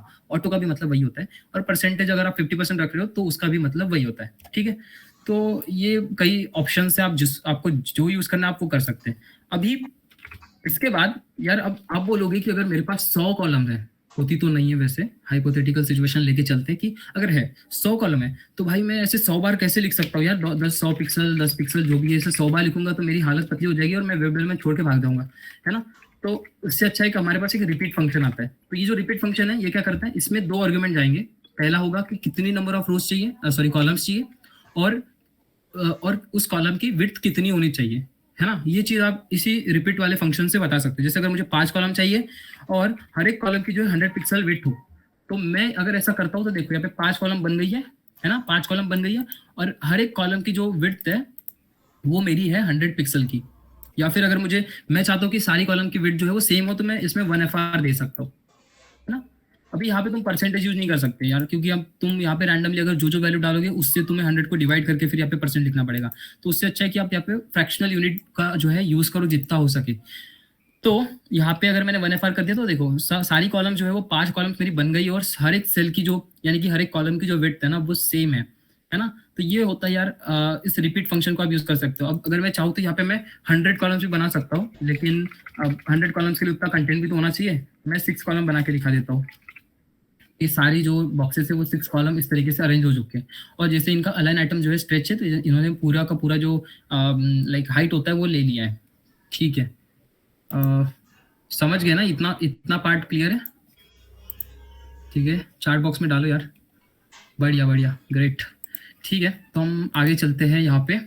अभी ग्रिड टेम्पलेट रोज करके एक प्रॉपर्टी होती है। अरे यार ये तो बोलोगे यार भैया मैं तो समझ गई ये चीज, है ना। ग्रिड टेम्पलेट कॉलम मतलब अगर कॉलम डिफाइन करना है तो यूज करते, तो वैसे ही ग्रिड टेम्पलेट रोज जो है वो रो डिफाइन करने के लिए करते होंगे। हाँ बिल्कुल सही। तो अगर मैं ग्रिड रोज डिफाइन करना चाहूंगा तो ग्रिड टेम्पलेट रोज जो प्रॉपर्टी होती है उसको यूज करूंगा। मैं चाहता हूँ कि मेरे पास 3 रोज हो जो कि 200-200 पिक्सल की हो, तो इस तरीके से मैं बता सकता हूँ। जैसे हमने कॉलम का यूज किया था ना वैसे ही हम इसका यूज कर सकते हैं। अभी यहाँ पे कुछ है नहीं, क्योंकि यार मैंने ऑलरेडी यहाँ पे 6 कॉलम डिफाइन कर दिए, तो सारे आइटम्स तो यहीं पे कंज्यूम हो गए, है ना। तो मैं यहाँ पे इसको 2 कर देता हूँ 100-100 पिक्सल का। तो यहाँ पे देखो, इसको मैं हाइड कर देता हूँ। तो यहाँ पे जो है मेरे पास 3 कॉलम बन के आ चुकी है, ये भी 200 पिक्सल की है। वेरीफाई करने के लिए मैं इसको इंस्पेक्ट करके देख लेता हूँ। तो यहाँ पे देखो ये 100 इंटू 200 जो लिखा है उसमें से 100 जो है उसका विड्थ है और 200 जो उसका हाइट है। अब विड्थ 100 क्यों आ गया, क्योंकि यार मैंने इसको बोला ना कॉलम जो है 100 पिक्सल का होना चाहिए, तो ये जो कॉलम है वो 100 पिक्सल का हो गया, और इसका जो रो है मैंने बोला था 200 पिक्सल का होना चाहिए, तो ये 200 पिक्सल का हो गया, है ना। तो इस तरीके से जो है आप ये डिफाइन कर सकते हैं। अब अभी जैसे आपने तो 3 ही रोज डिफाइन किए, लेकिन क्या होगा अगर इसमें इतना ज्यादा कंटेंट होगा कि एक नीचे भी रो आ जाए, है ना। तो उसको कैसे टैकल करेंगे तो मैं बताता हूँ। जैसे इसको मैं सबसे पहले तो 100 पिक्सल कर देता हूँ ताकि ओवरफ्लो से हम बच जाए। ये मैंने जो है इसको 100 पिक्सल कर दिया, और मैं 2 ही रोज रखता हूँ, ठीक है, मैं 2 ही रोज रखता हूँ। तो जो तीसरी रो है इसमें जो आइटम्स है इन्होंने क्या कर लिया ना, ये बेसिकली इसको हम बोलते हैं इम्प्लिसिट रोज, क्योंकि ये मैंने नहीं डाली, ये तो अपने आप आई है ना। ये तो इम्प्लिसिट रो है क्योंकि ये तो मैंने डिफाइन ही नहीं की थी। मैंने तो बोला कि मुझे तो 2 ही रोज चाहिए 100-100 पिक्सल के, लेकिन ये जो तीसरी रो आ रखी है यहाँ पे ये इम्प्लिसिटली आई है। तो इसको हम बोलते हैं इम्प्लिसिट रो। ठीक है, इंटरव्यू में पूछ सकते हैं आपको, ग्रिड सिस्टम अगर आपका इंटरव्यू चल रहा हो वहाँ पे, तो आपको पूछ सकते हैं कि इम्प्लिसिट रोज क्या होती है, एक्सप्लिसिट रोज क्या होती है। तो एक्सप्लिसिट रोज वो होती है जो आप खुद से डाल रहे हैं, है ना, ये पहली रो दूसरी रो, ये एक्सप्लिसिट रोज है क्योंकि ये मैंने डिफाइन की है। लेकिन जो थर्ड रो यहाँ पे आ रखी है, ये खुद की मर्जी से आई है यहाँ पे, और इसने खुद की जो है मर्जी से अपना विड्थ ले रखा है, हाइट ले रखा है, विड्थ नहीं हाइट ले रखा है, तो इनको हम बोलते हैं इम्प्लिसिट रोज। ठीक है, तो अभी आप देख सकते हो यहाँ पे कि इम्प्लिसिट रो ने स्ट्रेच, इसका अलाइन आइटम स्ट्रेच है, इसलिए इसने पूरा का पूरा विड्थ जो हाइट है वो ले रखा है। लेकिन मैं नहीं चाहूंगा, मेरा ऐसा सिनेरियो आ सकता है ना, मेरी वेबसाइट में बना रहा हूँ और कुछ भी सिनेरियो आ सकता है ना, तो मैं चाहता हूँ कि जो ऑटो रोज आ रही है, मतलब अपने आप से आने वाली रोज जो है इम्प्लिसिट रोज, इनकी भी मैं कुछ विड्थ या फिर हाइट जो है सेट कर सकूं। तो वो भी मैं कर सकता हूँ। ग्रिड टेम्पलेट ग्रिड ऑटो रोज करके एक होता है, ग्रिड ऑटो रोज। तो जो ऑटो मतलब खुद से आने वाली इम्प्लिसिट रोज होती है, उनकी अगर मुझे कुछ हाइट या फिर विड्थ, हाइट तो नहीं, सॉरी विड्थ तो नहीं, क्योंकि यार वो तो आपने कॉलम में डिफाइन कर दिए। तो आपको सिर्फ इसकी हाइट अगर डिफाइन करनी है तो वो सब आप डिफाइन कर सकते हैं। अगर मैं चाहता हूँ वो 200 पिक्सल के ही हो, तो ये देखो जो ये खुद से आ रखी रोज है, तो इसको मैंने हाइट जो है वो 200 पिक्सल की दे दी है। वो मैंने हाइट नहीं दी है एक्चुअली, जो जितनी भी रोज आएंगी, है ना, जितनी भी इम्प्लिसिट रोज आएंगी उनकी विड्थ जो है, सॉरी हाइट जो है वो 200 ही होगी, ऐसा मैंने यहाँ पे बोल दिया है। इस स्टेटमेंट का मतलब ये होता है। ठीक है, तो हमारा ग्रिड ऑटो रोज हो गया। इसी तरीके से हमारे पास ना ग्रिड ऑटो कॉलम्स भी होता है। ग्रिड ऑटो कॉलम्स क्या करता है, जैसे अगर इम्प्लिसिट मेरे पास कोई कॉलम्स आ रही है, तो उसको कुछ हाइट देनी है, उसको कुछ विड्थ देनी है ना, तो वो चीज करने का काम जो है ग्रिड ऑटो कॉलम्स करेगा। तो हम उसको भी देख लेते हैं डिमोन्स्ट्रेट करके। जैसे अगर यहाँ पे मैंने 1 कॉलम ही डिफाइन की है, यहाँ पे मैंने 1 कॉलम डिफाइन की है, और मुझे यहाँ पे अगर कॉलम लानी है तो मैं क्या कर सकता हूँ, ग्रिड टेम्पलेट मैंने कॉलम दे दिया है। अब यार मैंने तो बोल दिया कि एक ही कॉलम यहाँ पे मुझे चाहिए, लेकिन ये जो अगर कंटेंट है किसी तरीके से यहाँ पे अगर रैप हो जाए तो यहाँ पे दूसरी जो है आ जाएगी। तो वो चीज़ अगर करनी है तो हम क्या कर सकते हैं, देखना पड़ेगा यार ये चीज़, तो कॉलम्स को हमें रैप करना पड़ेगा। यहाँ पे ना एक्चुअली एक और प्रॉपर्टी होती है, वो पहले बता देता हूँ, शायद उसकी हेल्प से हम कर पाएंगे ये चीज़। यहाँ पे रिपीट के अंदर ही इसको मैं पहले सबसे पहले कमेंट कर रहा हूँ। ठीक है, यहाँ पे मैं इसको पहले तीन कॉलम्स बना देता हूँ। अभी ये कम्प्लीटली स्टैटिक है ना, ये कम्प्लीटली स्टैटिक है। बट यहाँ पे रिस्पॉन्सिव डिजाइन में क्या होता है ना, सारे कंटेंट एकदम फिल होने चाहिए, कोई भी खाली जगह नहीं रह जानी चाहिए। तो ये सारी चीजें करने के लिए जो है हमारे पास यहाँ पे एक ऑटो फिल करके आता है। ऑटो फिल आप रिपीट में कर सकते हैं, ऑटो फिल, और यहाँ पे 300 पिक्सल अगर आप दे देंगे, तो जैसे जैसे यहाँ पे ऊपर वाली जगह है ना, यहाँ पे अगर 300 पिक्सल की जगह बनेगी तो नीचे का कंटेंट जो है ऊपर आते रहेगा। देखो देखो, ये देखो अपने आप से जो है ये ऊपर आ गया। मैंने तो नहीं बोला इसे ऊपर आने के लिए, ये खुद से आ गया, क्योंकि क्या है ना, ऑटो फिल का काम ही वैसा होता है। ऑटो फिल क्या करता है, जैसे जैसे यहाँ पे 300 पिक्सल की जगह बनेगी, 300 पिक्सल की क्यों, क्योंकि यहाँ पे मैंने बोला है भाई 300 पिक्सल की जगह अगर बनती है तो नीचे का जो कंटेंट है उसको ऊपर फिल कर दो, है ना। ये होता है ऑटो फिल का मतलब। जैसे जैसे जगह बनेगी वैसे वैसे ये जो है आते रहेगा यहाँ पे, है ना। तो ये ऑटो फिल होता है। इसके बाद एक ऑटो फिट करके भी आता है। ऑटो फिट जो है वो ऑटो फिल की तरह ही होता है बिल्कुल। बस ऑटो फिल क्या कर रहा था, ये जैसे यहाँ पे एक 300 पिक्सल की जगह बन रही थी, वो नीचे का कंटेंट ऊपर ला रहा था। फिट भी वैसे ही काम करेगा। अभी देखो मैं इसको अगर करूँ तो फिट भी कुछ वैसे ही काम करेगा, ये भी वैसे ही काम कर रहा है। लेकिन अगर इन दोनों प्रॉपर्टीज को हमें अच्छे से समझना है ना, तो हमें फिर यहाँ पे सिर्फ 2 कंटेंट रखने पड़ेंगे। इसको हम कमेंट करते हैं। और एक चीज और बतानी रह गई है, जो कि है मिनमैक्स फंक्शन।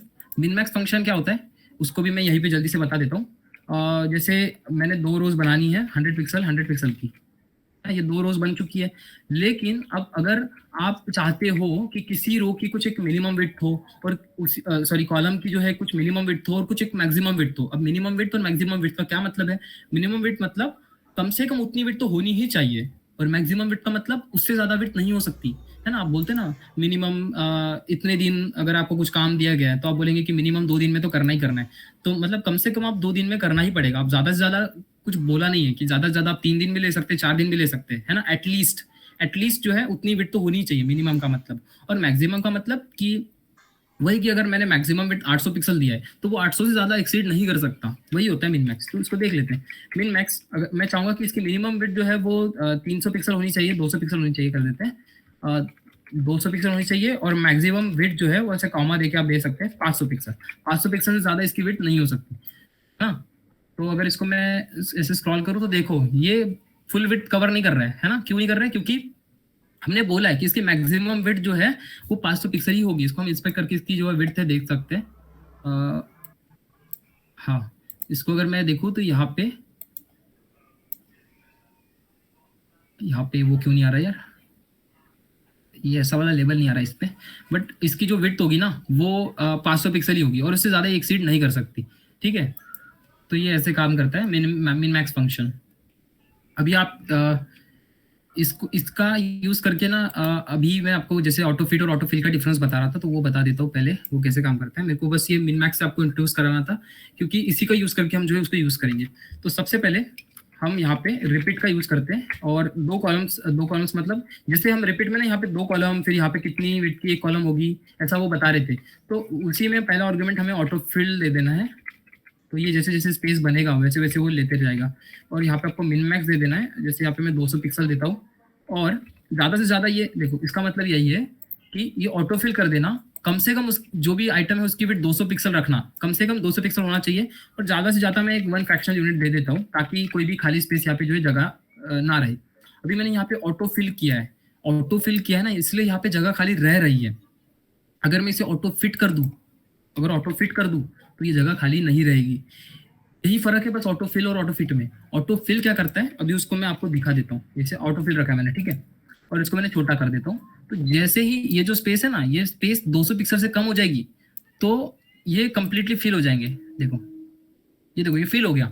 ऐसा क्यों हुआ? क्योंकि 200 पिक्सल जगह ही नहीं थी वहां पे, है ना, जगह ही नहीं थी, तो वो वहां पे कुछ आ भी नहीं सकता था। अभी देखो जैसे जैसे मैं इसको बढ़ाऊंगा ना और यहाँ पे 200 पिक्सल की जगह बनने लगेगी तो उसको खाली छोड़ते जाएगा, है ना। 200 पिक्सल के कॉलम जो है, विड्थ के कॉलम जो है वो छोड़ते जाएगा जैसे जैसे जगह बनेगी। देखो मैं इसको ये कर रहा हूँ तो ये 200 पिक्सल की जगह बन गई तो उसने छोड़ दिया यहाँ पे, है ना। उसके बाद और करूंगा तो ये 200 पिक्सल की जैसे जैसे जगह बनेगी तो मैं आपको दिखाता हूँ यहाँ पे इंस्पेक्ट करके। यहाँ पे ना 2 कॉलम बन जाएंगे। ये देखो ये 1 कॉलम बन गया, ये 2 कॉलम बन गया। अभी मैं इसको अगर ये करूँ, यहाँ पे देखो ये 2 कॉलम बन गए, है ना। ये 1 कॉलम हो गया, ये कॉलम हो गया, और दोनों का जो विड्थ होगा ना वो 200 पिक्सल ही होगा। तो ये होता है ऑटो फिल का फंडा। अभी ऑटो फिट को देखते हैं। ऑटो फिट क्या करता है? ऑटो फिट ना पूरा जैसे नाम में ही फिट है तो फिट कर देता है, पूरा जो कंटेंट है उसको फिट कर देगा। देखो क्योंकि यार उसको पता है कि नीचे कंटेंट ही मौजूद नहीं है तो यहाँ पे वो कंटेंट आएगा कैसे, है ना। इतना इंटेलिजेंस रखता है फिट कि नीचे उसको पता है कि नीचे कंटेंट नहीं है तो वो यहाँ पे ऊपर कंटेंट लाएगा ही नहीं, है ना। तो अगर ये फिल रहता तो फिल का थोड़ा दिमाग चलता नहीं है, तो वो क्या करता है कि अगर नीचे कंटेंट है भी नहीं फिर भी वो जगह छोड़ते जाएगा, कॉलम रखते जाएगा। अब यार मुझे पता है ये चीजें पहली बार में ना समझ तो जाती है, फिर उसको यूज कैसे करे, कहाँ पे करे, वो चीजें जैसे जैसे आप वेबसाइट बनाना शुरू कर देंगे और ग्रिड को यूज करना शुरू कर देंगे वैसे वैसे आपके वेबसाइट में जैसे जैसे रिक्वायरमेंट आएगी उस हिसाब से आप एक्सप्लोर करोगे और आप फिर उसको यूज करोगे। ठीक है, तो ये चीज बस आपको याद रखनी है कि ऐसी भी कोई चीज होती है भाई, है ना। फिर आप इसको उसकी तरह से यूज कर सकते हैं जैसे जैसे रिक्वायरमेंट आएगी। तो आई होप ये ऑटो फिट और ऑटो फिल का जो एग्जाम्पल है वो समझ गए होंगे आप। अभी हम अभी नेक्स्ट प्रॉपर्टीज क्या है, कॉलम गैप और रो गैप को देखते हैं। हाँ ये बहुत अच्छी प्रॉपर्टीज है यार। तो सबसे पहले तो मैं अपनी जो कॉलम ये थे सेल्स उनको वापस ला लेता हूँ। ठीक है, मैंने अपनी सेल्स को वापस ला लिया है और ये चीज़ तो कमेंटेड ही ठीक है और इसको भी मैं कमेंट कर देता हूँ। और यहाँ पे ग्रिड टेम्पलेट कॉलम्स में 2 कॉलम डिफाइन करता हूँ 300 पिक्सल के। रिपीट फंक्शन यूज़ कर लेंगे ना, रिपीट फंक्शन मैंने यूज़ किया और 3 कॉलम 200 पिक्सल के रख देते हैं। तो ये मेरे पास जो है 3 कॉलम जो है बन चुके हैं, 3 कॉलम बन चुके हैं। ठीक है, अभी मैं चाहता हूँ कि ये जो सेल्स है ना इनके बीच में कुछ गैप हो यार, है ना। क्योंकि अगर आप सपोज कर लेते कि एक ऐसा कुछ नेटफ्लिक्स जैसा कुछ एक क्लोन बना रहे हैं जिसमें आपको बहुत सारी movies in the form of cards अब यहाँ पे दिखानी है, तो उनके बीच में कुछ ना कुछ गैप होगा यार, है ना। वो टेबल की तरह तो नहीं दिखेगा ना, तो आप उसमें कुछ गैप दे सकते हैं यूजिंग ग्रिड गैप, ग्रिड रो गैप। अगर आपको रो में गैप देनी है तो आप ग्रिड रो गैप फंक्शन यूज कर सकते हैं, ग्रिड रो गैप। वैसे ये डेप्रिकेट हो चुके हैं, आप देख सकते हैं डेप्रिकेट हो चुका है, इसलिए इसमें ऐसे स्ट्राइक थ्रू आ चुकी है। इसका मतलब हो सकता है इन फ्यूचर ये हट जाए, बट शायद अभी सपोर्ट करे, देख लेते हैं। 10 पिक्सल अगर मैं दे रहा हूँ यहाँ पे तो हाँ ये काम कर रहा है फिलहाल, बट इन फ्यूचर हो सकता है ये निकल जाए। तो देखो ग्रिड रोज ने क्या कर दिया, रोज के बीच में गैप दे दिया, है ना। मेरे पास 2 रो थी, 2 रो के बीच में से 10 पिक्सल का गैप दे दिया। 100 पिक्सल अगर मैं करूँ तो ये 100 पिक्सल गैप दे देगा। तो इस तरीके से हमारा ग्रिड रो गैप होता है। उसी के साथ हमारे पास ग्रिड कॉलम गैप भी होता है। इसको अगर मैं ग्रिड कॉलम गैप दे दूँ तो ये कॉलम के बीच में 100 पिक्सल गैप देगा। हालांकि वो ओवरफ्लो हो चुका है बट इट्स ओके, समझने के लिए खाली। तो हाँ, ये देखो मैंने उसका गैप कम कर दिया, तो ये 10-10 पिक्सल का जो है गैप आ चुका है। तो ये इस तरीके से जो है आप गैप दे सकते हैं। अब ये दोनों चीजें यार अलग अलग डिफाइन करना कितना बेकार लगता है, तो आप ग्रिड गैप भी एक ही है। अगर अगर आप आपके जो भी सेल्स है उनका रो गैप और कॉलम गैप अगर सेम है तो आप इसको यूज कर सकते हैं, है ना। अगर 10 पिक्सल का ही मेरे पास रो गैप और कॉलम गैप है तब मैं इसको यूज कर सकता हूँ। तो ये मतलब ये कोई शॉर्ट हैंड नहीं है, बस अभी आपको इसको यूज करना चाहिए। ये क्या करेगा कि रो के बीच में और कॉलम के बीच में, दोनों के बीच में अगर सेम गैप होगा ना तभी आपको इसको यूज करना है। अगर डिफरेंट डिफरेंट गैप है, रो के बीच में अलग गैप है और कॉलम के बीच में गैप है, तो फिर आपको इंडिविजुअली यूज करना है, ठीक है, ग्रिड रो गैप और ग्रिड कॉलम गैप,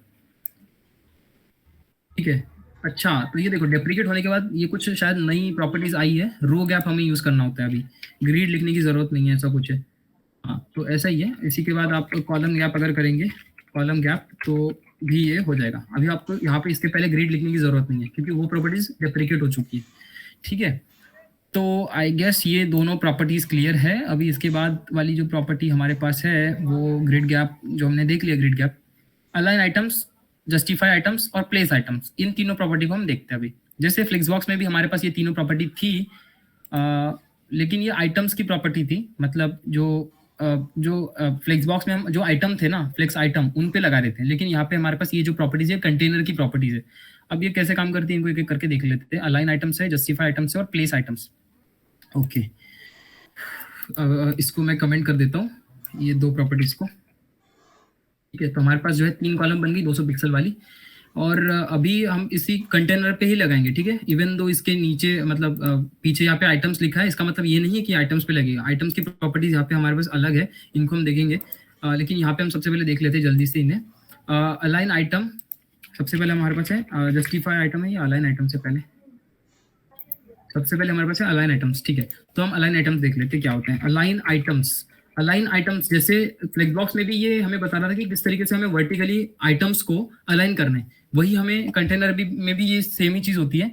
जैसे ये कंटेनर है, तो कंटेनर के अंदर ये जो कंटेंट है ये बाय डिफॉल्ट स्ट्रेच है ना। इसको अगर मैं स्ट्रेच रख दूं तो ये कुछ होगा नहीं, इसको ये शायद नॉर्मली रहेगा। हाँ, ये नॉर्मली है क्योंकि बाय डिफॉल्ट स्ट्रेच ही होता है ना, फ्लेक्सबॉक्स में भी हमने पढ़ा था। लेकिन इसको अगर आप फ्लेक्स एंड कर देंगे, फ्लेक्स एंड मत करना, एंड कर दो, तो एंड करने से देखो ये जो पूरा कॉलम सॉरी रो था मेरा, तो रो के बिल्कुल एंड में वो जाके चिपक गया है ना। मैं इसको रो साइज दे देता हूँ कुछ ना कुछ, जैसे ग्रिड रो, ग्रिड टेम्पलेट रोज अगर मैं दे दूँ 300 पिक्सल के, रिपीट फंक्शन हेल्प से 2 रोज बना देता हूँ 300 पिक्सल के,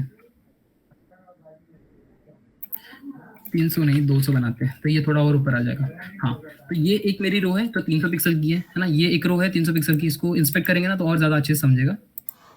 तो ये देखो ये मेरी ग्रिड है ना। ये एक मेरी रो है पूरा, ये जो है ये पूरा खाली जो नीला नीला हिस्सा दिख रहा है ये डॉटेड लाइंस के ऊपर, वो एक रो हो गया, और ये दूसरा रो हो गया। तो जो पहला रो है ना उसके ये जो कंटेंट है, ये जो कंटेंट है उस रो के, मतलब बेसिकली इस रो के, है ना, उस रो में जो कंटेंट था वो बाय डिफॉल्ट पहले स्ट्रेच था। स्ट्रेच होगा तो क्या होगा कि ये जो है, ये 1 जो लिखा है 2 जो लिखा है, ये पूरा का पूरा हाइट ले लेगा। लेकिन मैंने इसको फ्लेक्स एंड किया है, मतलब एंड कर रखा है। फ्लेक्स एंड भी आप कर सकते हैं, वो भी काम करेगा, बट एंड ही करना क्योंकि ये फ्लेक्स बॉक्स नहीं है। तो आप इसको एंड रखेंगे तो क्या होगा कि ये एंड में जाके चिपक गया। इसको अगर मैं सेंटर करूँ तो सेंटर जाके चिपकेगा। देखो मैं सेंटर कर दिया तो यहाँ पे आ जाएगा, है ना। तो इस रो के अंदर ये जो आइटम्स है ये किस तरीके से अलाइन होंगे, ये डिफाइन करने का काम हमारा अलाइन आइटम्स करता है। और वो कैसे, वर्टिकली किस तरीके से वो अलाइन होंगे, है ना। वर्टिकली जैसे इसको एंड करेंगे तो यहाँ पे आएगा, सेंटर आ गया, ये वर्टिकली हो रहा है ना मूव, इसीलिए ये वर्टिकली बताता है अलाइन आइटम्स। उसके बाद हमारे पास होता है जस्टिफाई कंटेंट, जस्टिफाई आइटम्स होता है। तो जस्टिफाई आइटम्स आपको हेल्प करता है इन आइटम्स को हॉरिजॉन्टली कैसे आपको अलाइन करना है। अगर मैं सेंटर कर दूं तो ये सेंटर में आ गया, बिल्कुल चिपक गया, यहाँ पे सेंटर में आ गया, है ना। इस पूरे सेल के सेंटर में आ चुका है। इस सेल के रिस्पेक्ट में हमें किस तरीके से इस आइटम को अलाइन करना है वो बताने का काम ये अलाइन आइटम्स और जस्टिफाई आइटम्स हमें करता है। बस अलाइन आइटम होता है वर्टिकल के लिए और जस्टिफाई आइटम्स होता है हॉरिजॉन्टल के लिए, ठीक है। तो ये देखो ये जो आइटम है बिल्कुल सेंटर में आके चिपक गया। अब ये दोनों चीजें आपने अलग अलग दिखा दी। अभी इन्हीं दोनों को एक ही प्रॉपर्टी में दिखाने के लिए हमारे पास होता है प्लेस आइटम्स करके। प्लेस आइटम्स इन दोनों का शॉर्ट हैंड है, बस और कुछ नहीं है इसमें। प्लेस आइटम्स अगर आप करोगे तो इसको अगर मैंने सेंटर कर दिया, सेंटर कर दिया, और इन दोनों को मैंने अगर कमेंट आउट कर दिया तो कुछ नहीं, जैसा था ना वो वैसे ही रहेगा, है ना। क्योंकि प्लेस आइटम्स में आप सबसे पहले यहाँ पे जस्टिफाई आइटम्स अलाइन आइटम्स बताते हो, फिर दूसरे में आप बताते हो जस्टिफाई आइटम्स, है ना। अगर इसको मैं एंड कर दूं तो वो इधर आके चिपकेगा यहाँ पे, है ना। देखो इधर आगे चिपक गया ये, इसको अगर मैं ऐसे करूँ तो ये अच्छे से दिख जाएगा, है ना। तो इस तरीके से जो है ये प्लेस आइटम्स हमारा शॉर्ट हैंड होता है, ठीक है। अभी इसके बाद हमारी और 3 प्रॉपर्टीज है, लेकिन ये कंटेंट के लिए है। अब कंटेंट के लिए मतलब क्या, ये जो पूरा का पूरा ग्रिड है ना, इसके रिस्पेक्ट में देखें तो ये जो जितने भी अंदर ये आइटम्स है, ये कंटेंट हो गया ना उसका।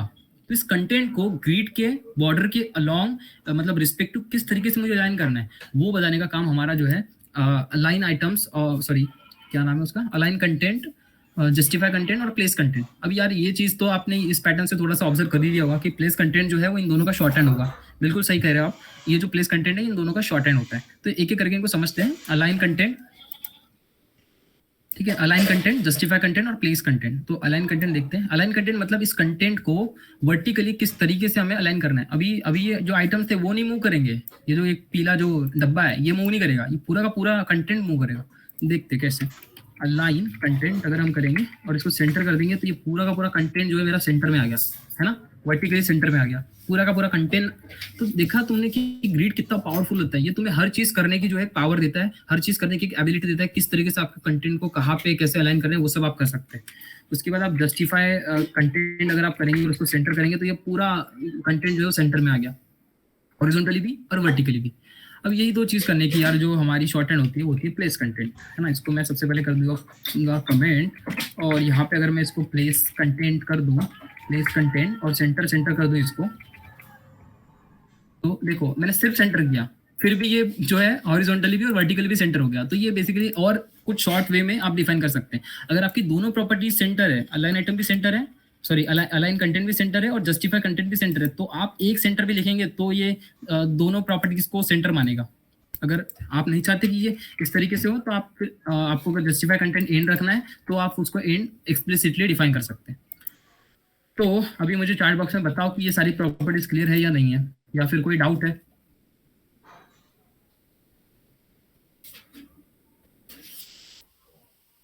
बढ़िया बढ़िया, ओके ठीक है।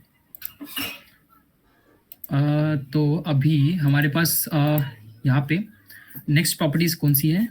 अभी हम देखेंगे कि ग्रिड जो होता है उसकी आइटम्स में हम क्या क्या प्रॉपर्टीज लगा सकते हैं। जैसे हमने फ्लेक्स बॉक्स में जो फ्लेक्स बॉक्स के आइटम्स थे उनमें लाइक अलाइन क्या था वो, अलाइन सेल्फ करके एक प्रॉपर्टी थी, उसके बाद flex basis, flex shrink, flex grow, ये सारी जो प्रॉपर्टी थी वो हमने अप्लाई करके देखी। तो उसी तरीके से हम जो ग्रिड कंटेनर है हमारे पास, इसमें भी कुछ कुछ ये एक्चुअली आइटम्स की प्रॉपर्टीज है। सॉरी ये जो टाइटल है इसको थोड़ा इग्नोर करना, ये ग्रिड आइटम प्रॉपर्टीज है, जल्दबाजी में जो है मैंने उसको कंटेनर लिख दिया है। तो ये ग्रिड आइटम प्रॉपर्टीज है सारी की सारी, इनको हम ग्रिड के जो आइटम्स होते हैं ना उन पे लगा सकते हैं, इंडिविजुअली लगा सकते हैं, ठीक है। तो हम इनको एक एक करके देखते हैं। Grid column start, grid column and, अब इसका क्या मतलब है वो देखते हैं, ठीक है। तो जैसे ये मेरे पास आइटम है, ये सारे के सारे आइटम है, मैं लेकिन आपको इस फर्स्ट या फिर सेकेंड आइटम को लेके समझाता हूँ। ये सेकेंड आइटम मैंने ले लिया, ठीक है। अब ग्रिड लाइक क्या था वो, ग्रिड कॉलम स्टार्ट और ग्रिड कॉलम एंड। अब ग्रिड कॉलम स्टार्ट और ग्रिड कॉलम एंड का क्या मतलब है वो देखते हैं, ठीक है। तो ग्रिड कॉलम स्टार्ट, जैसे यार नाम से थोड़ा थोड़ा पता चल रहा है, एक सेकंड ना मेरा कर्सर काम नहीं कर रहा है, हाँ ठीक है, जस्ट अ सेकेंड, हाँ ठीक है अभी काम कर रहा है। तो ये जो आइटम 2 है, यहाँ पे आइटम 2 जो है इसको मुझे किस तरीके से जो है अलाइन करना है वो हम देख सकते हैं। हाँ ओके, तो यहाँ पे मेरे पास यहाँ पे आइटम 2 है, इसको मुझे कहाँ से कहाँ तक स्पैन करवाना है। जैसे पहले बोला था ना, एक डायग्राम तुमको दिखाई थी जिसमें हमने बोला था लाइन 1 लाइन 2 के बारे में, है ना, line 1 line 2 line 3 line 4, line 1 line 2 line 3 line 4, ऐसे रो लाइन्स होती है और कॉलम लाइन्स होती है। तो ये एक डायग्राम जो है बहुत इंपॉर्टेंट है क्योंकि इसी की हेल्प से हम करेंगे ये चीज। तो अगर मैं चाहता हूँ कि ये जो सेकेंड वाला मेरा डब्बा है ये यहाँ पे आ जाए, पहले की जगह आ जाए, एक सेकेंड, हाँ तो ये जो दूसरा वाला डब्बा है ये पहले वाले डब्बे से रिप्लेस हो जाए, मतलब रिप्लेस ना हो एक्चुअली, एक दूसरे से ये जगह चेंज कर ले। तो ये चीज हम कर सकते हैं यूजिंग फ्लेक्स, ये जो था grid template start, sorry grid column start और ग्रिड कॉलम एंड। तो इसमें क्या करना है, जैसे ये लाइन 1 है, लाइन 2 है, लाइन 3 है, लाइन 4 है, हमें पता है ये चीज, ठीक है। तो अगर ये आइटम 2 का grid column start, grid column start अगर मैं 1 कर दूं तो ये यहाँ से स्टार्ट होगा, लेकिन ये यहाँ पे आ गया है ना, ये नीचे आ गया, ये इसकी जगह पे नहीं आया क्योंकि उसके लिए मुझे इसके रोज को भी चेंज करना पड़ेगा, है ना। लेकिन मैंने जितना बोला था इसको इसने उतना किया है ना। इसको मैंने बोला था कि जो सेकंड नंबर का डब्बा है उसको उसका जो स्टार्ट कॉलम है वो 1 कर दो, तो ये 1 से स्टार्ट कर रहा है उसको, है ना। ठीक है, वो सिनेरियो को हम छोड़ते हैं जिसमें इसको रिप्लेस कर रहे थे, क्योंकि उसको हम करेंगे लेकिन जब हम रो स्टार्ट देख लेंगे वो तब करेंगे। अभी हम देखते हैं कि इस 2 को यहाँ से स्टार्ट करवा के इसको एंड तक कैसे लेके जाना है, या फिर 1 2 3, तो इस 3 कॉलम तक कैसे लेके जाना है, तो इसको 3 कॉलम तक लेके जाके देखते हैं। तो उसके लिए हमें देना है ग्रीड कॉलम एंड। तो ग्रीड कॉलम एंड अगर हम देंगे और इसको बोलेंगे 1 2 3 अगर बोलेंगे तो ये 3 पे जाके रुकेगा, है ना। ये देखो ये 2 ने यहाँ से लेके यहाँ तक पूरा का पूरा जो जगह है ले लिया है ना। तो इस तरीके से जो है आप कर सकते हैं। अब इसका शॉर्ट हैंड भी होता है, सिर्फ आप अगर ग्रीड कॉलम लिखोगे, ग्रीड कॉलम, तो ग्रीड कॉलम इसका शॉर्ट हैंड प्रॉपर्टी होता है। इसमें आपको ना स्लैश सेपरेटेड पहले स्टार्ट और एंड बताना है। अब इसका क्या मतलब, यहाँ पे आपको स्टार्ट बताना है, फिर स्लैश देना है, फिर एंड देना है। अगर इतना आप करोगे तो ये अपना काम कर देगा। जो चीज मैंने ऊपर में 2 लाइन में की है वही सेम चीज मैं 1 लाइन में करूंगा। 1 1 3 अगर करूंगा तो देखो जैसा था वैसे ही रहेगा। तो कमेंट कर दूं तो भी वैसे रहेगा, इसको ना कमेंट करूं तो भी वैसे रहेगा, ठीक है। तो ये होता है शॉर्ट हैंड। अब यही सेम चीज हम रो के लिए भी करके देखते हैं, है ना। जैसे हमने बोला था कि इस 2 को, मैं इसको पहले कमेंट कर देता हूँ। हाँ, जैसे इस 2 को 1 की जगह पे मुझे रिप्लेस करना है, तो रिप्लेस करने के लिए हमें सबसे पहले क्या करना पड़ेगा, इसका कॉलम स्टार्ट मुझे 1 करना पड़ेगा और कॉलम एंड जो है वो 2 करना पड़ेगा, क्योंकि ये 1 लाइन है, ये 2 लाइन है। तो वही कर देते हैं। ये चीज मैंने ऑलरेडी कर ही दी थी यहाँ पे, तो इसको यहाँ से हटा के यहाँ पे लेके जाते हैं, ठीक है। तो यहाँ पे बस मुझे 2 करना है ना। तो ये वाला यहाँ पे तो आ गया। अब इसको मैं यहाँ पे कैसे लाऊं, इसको यहाँ पे लाने के लिए हमारे पास जैसे कॉलम के लिए हमारे पास है, वैसे ही हमारे पास रो के लिए भी है। Grid row start.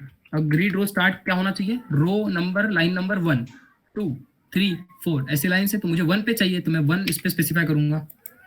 तो देखो 1 की जगह पे 2 रिप्लेस हो चुका है। तो इस तरीके से आप कंटेंट जो है ना, आइटम्स जो है उनको भी कहीं पे भी मूव करा सकते हो, उनसे स्पैन भी करवा सकते हो, है ना। मतलब जैसे ये वाला जो है इसने सिर्फ इतना ही स्पेस लिया, अगर मैं चाहूँ तो इसको स्पैन करवा सकता हूँ 4 तक। अगर मैं 4 तक स्पैन कराऊंगा तो ये देखो 1 2 3 4, तो इसने 4 तक पूरा स्पैन कर लिया, है ना। शायद मुझे लगता है यहाँ पे अगर -1 देंगे तो भी वो काम करता है। हाँ, -1 जैसे पाइथन अगर आपने पढ़ा होगा तो उसमें नेगेटिव इंडेक्सिंग होती है एरेज में। ये मैं भलता ही टॉपिक ला रहा हूँ यहाँ पे, बट जो भी पाइथन पढ़े तो वो रिलेट कर सकते हैं। तो -1 मतलब एकदम एंड में लेके जाओ, है ना, यहाँ पे।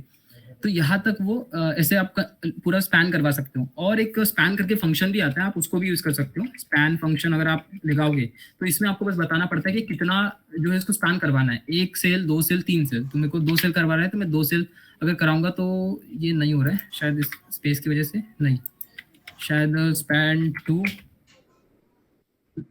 हाँ शायद, हाँ ये ऐसे काम करता है। स्पैन 2 मैंने दिया तो 1 2 3 इसने स्पैन किया, तो इसको अगर मैं 3 दूँ तो इसने 1 2 3 मतलब 3 सेल्स स्पैन कर दी।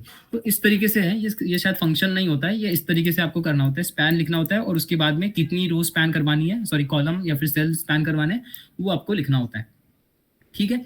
ये दोनों प्रॉपर्टीज क्लियर है क्या, नहीं क्लियर है बताओ, चैट बॉक्स में बताओ, क्लियर है ये प्रॉपर्टी, बढ़िया, ठीक है। तो अभी इसके बाद क्या है अपना, हमने ये तो आइटम्स की प्रॉपर्टी नहीं है, हाँ ये रही grid row start, grid row end, हाँ ये देख लिया। अभी हाँ ये, अरे यार ये चीज़ अब बोलोगे यार, ये चीज़ तो बिल्कुल सेम है जैसे फ्लेक्स में थी। फ्लेक्स में कंटेनर के लिए अलग प्रॉपर्टी थी और जो हमारे आइटम्स थे उनके लिए अलग प्रॉपर्टी थी, है ना। अलाइन आइटम्स, जस्टिफाई कंटेंट, है ना, वो डिफरेंट डिफरेंट प्रॉपर्टी थी। तो वैसे ही हमारे पास ग्रीड में भी अगर ये जो आइटम्स इनको इंडिविजुअली हमें अलाइन करना है ना, इंडिविजुअली अगर अलाइन करना है तो उसके लिए हमारे पास यार ये प्रॉपर्टीज है। लाइक देख लेते हैं ना इनको। इसको मैं सबसे पहले कमेंट करता हूँ, ठीक है। ये जैसे मेरे पास 3 कॉलम वाला ये जो ग्रिड है वो बन के आ चुका है। अभी मैं चाहता हूँ कि ये जो पहला वाला आइटम है ना, सिर्फ यही, चलो यार दूसरा कर लेते क्योंकि यहाँ पे मेरे पास दूसरा ऑलरेडी सिलेक्टेड है। ये जो दूसरा वाला आइटम है ना, इसको अगर मुझे इस सेल के अकॉर्डिंग, इस अकेले को, ठीक है, बाकी को नहीं, इस सेल के अकॉर्डिंग अगर इसको कहीं पे ये करना है ना, अलाइन करना है, तो वो चीज मैं कर सकता हूँ अलाइन आइटम्स की हेल्प से। अलाइन आइटम्स ही था ना वो यार, एक बार देख लेता हूँ, प्रॉपर्टीज के नाम मैं भी भूल जाता हूँ। अलाइन सेल्फ था वो, sorry align self. Align item जो है वो कंटेनर की प्रॉपर्टी होती है, तो इसको आप अलाइन सेल्फ कर दीजिए। और अलाइन सेल्फ जो है वो इसको वर्टिकली किस तरीके से मुझे इसको अलाइन करना है, अगर मुझे एंड में करवाना है तो मैं एंड में करवाऊंगा, बाय डिफॉल्ट इसका स्ट्रेच होता है, ठीक है, बाय डिफॉल्ट स्ट्रेच होता है। तो स्ट्रेच ही था पहले, तो ऐसे दिख रहा था वो। अगर स्टार्ट करूंगा तो स्टार्ट में जाके चिपक जाएगा, क्लिक स्टार्ट नहीं भाई, स्टार्ट, हाँ। तो इस तरीके से जो है ये यहाँ पे आके चिपक गया। तो इस तरीके से किस तरीके से आपको इस वाले इंडिविजुअल एलिमेंट को कैसे अलाइन करना है, वो चीज अगर आपको करनी है तो आप अलाइन सेल्फ जो प्रॉपर्टी है उसको यूज करके उसको वर्टिकली जैसे अलाइन करना है आपको कर सकते हैं। वैसे ही यार जस्टिफाई, जैसे जस्टिफाई होता है, जस्टिफाई का मतलब होता है कि उसको अपना हॉरिजॉन्टली किस तरीके से उसको अलाइन करना है ना। इसको मैं कर देता हूँ कमेंट और इसको समझते हैं। तो ये देखो स्टार्ट पे मैंने किया तो ये स्टार्ट में आ गया, इसको हम एंड में करेंगे तो ये एंड में चले जाएगा, और सेंटर में करेंगे तो सेंटर में आ जाएगा, बस इतना ही होता है। और यही दो चीजें करने के लिए हमारे पास एक शॉर्ट हैंड होता है जिसको हम बोलते हैं प्लेस सेल्फ, शायद, हाँ प्लेस सेल्फ, ठीक है। तो इसको अगर मैं स्टार्ट कर दूं तो दोनों ही स्टार्ट आ जाएंगे, मतलब यहाँ पे चिपक जाएंगे, क्योंकि इसने खुद से सेल्फ इंटेलिजेंस से पता कर लिया कि अगर इसने एक ही वैल्यू दी है तो दोनों का एक ही सेम ही वैल्यू होगा, है ना। अगर आपको फिर दूसरे के लिए सेंटर करना है, यानी कि जस्टिफाई सेंटर करना है, तो आप यहाँ पे करेंगे तो ये यहाँ पे आ गया।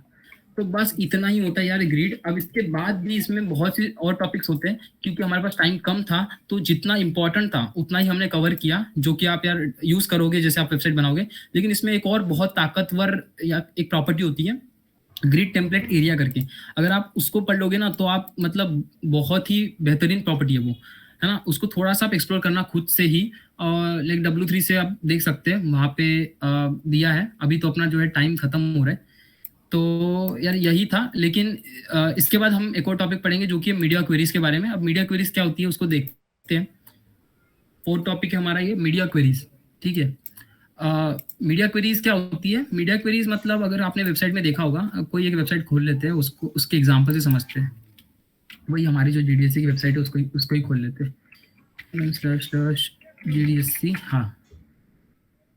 तो अभी देखो यहाँ पे ये अजूम करके चलते कि ये मोबाइल व्यू में हूँ मैं अभी, है ना। मोबाइल व्यू में हूँ तो मुझे यहाँ पे एक नेविगेशन बार दिख रहा है ना, ये बार है। और उसके बाद यहाँ पे ऐसी जो है नेविगेशन बार खुल रही है। लेकिन इसको अगर मैं बड़ा करूँ तो ये कंप्यूटर व्यू में आ गया, मैं मतलब PC व्यू में, बड़ा कोई स्क्रीन है तो यहाँ पे यार इस तरीके से जो है मेरे पास आ गया।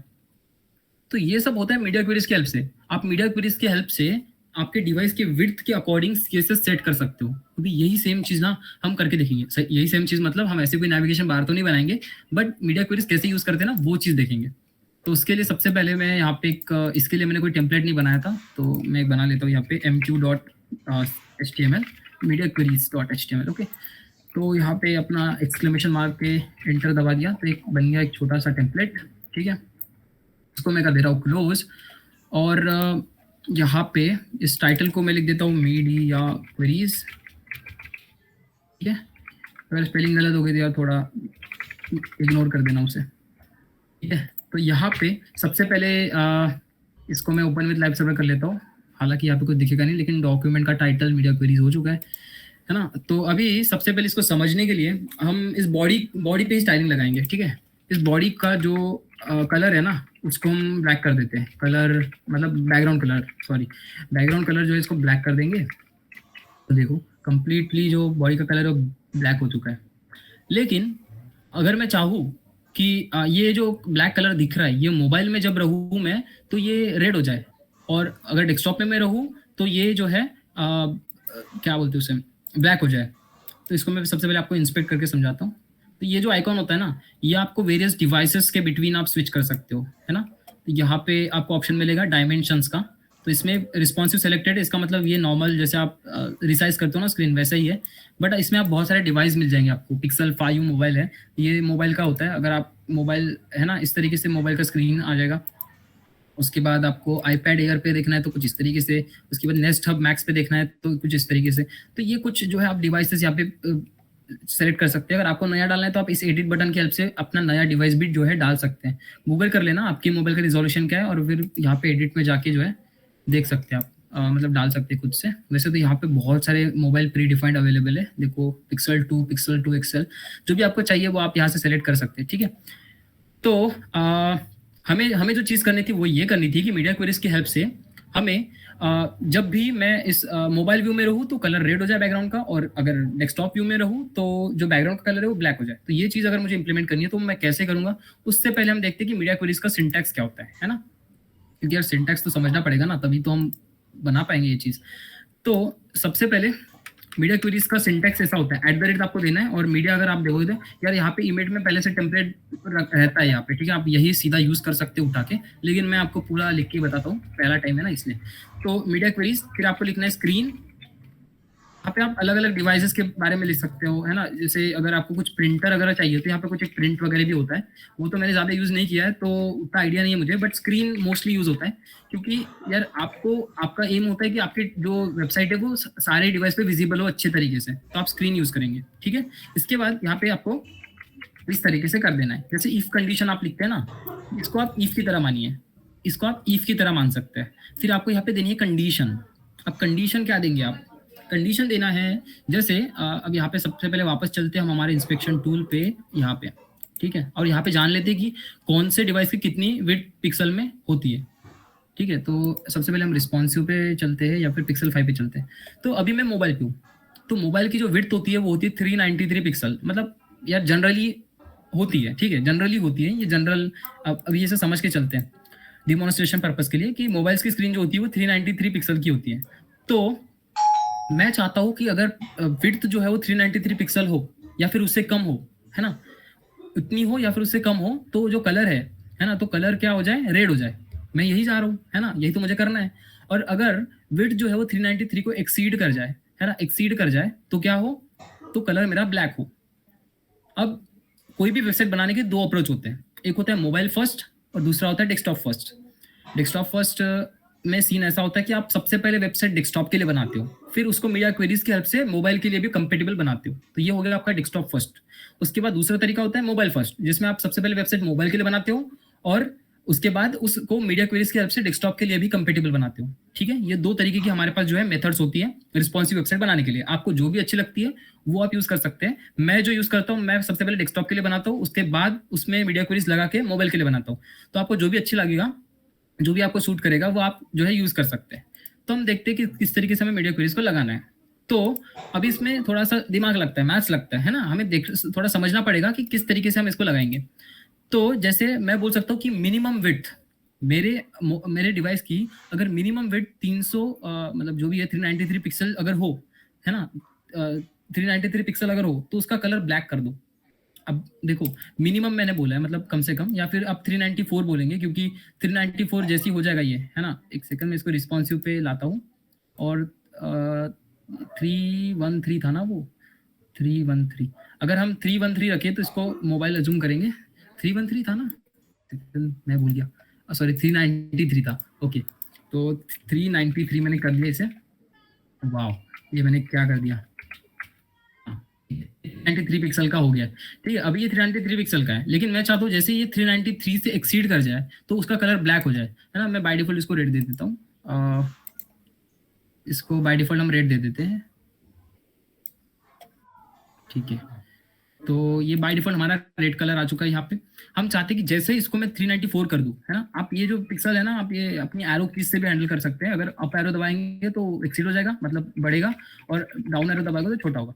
तो ये अपना डिफॉल्ट है। मैं चाहता हूँ कि जैसे ये 393 से एक्सीड करे, है ना, कम से कम विड्थ जो है हमारी वो 394 हो जाए, है ना, मिनिमम विड्थ 394 हो जाए, तब क्या हो, इसका कलर ब्लैक हो जाए, है ना। वही तो मैं चाहता हूँ, तो वो चीज़ मैं मीडिया क्वेरी से यूज कर सकता हूँ और मतलब इम्प्लीमेंट कर सकता हूँ। तो आपको यहाँ पे देना है मिनिमम विड्थ, मिनिमम विड्थ क्या था वो 394 पिक्सल। तो कम से कम विड्थ अगर मेरी 394 पिक्सल हो गई तो क्या करो, अब इसके अंदर आपको CSS लिखनी है, नॉर्मल जो CSS होती है ना वही आपको लिखनी है।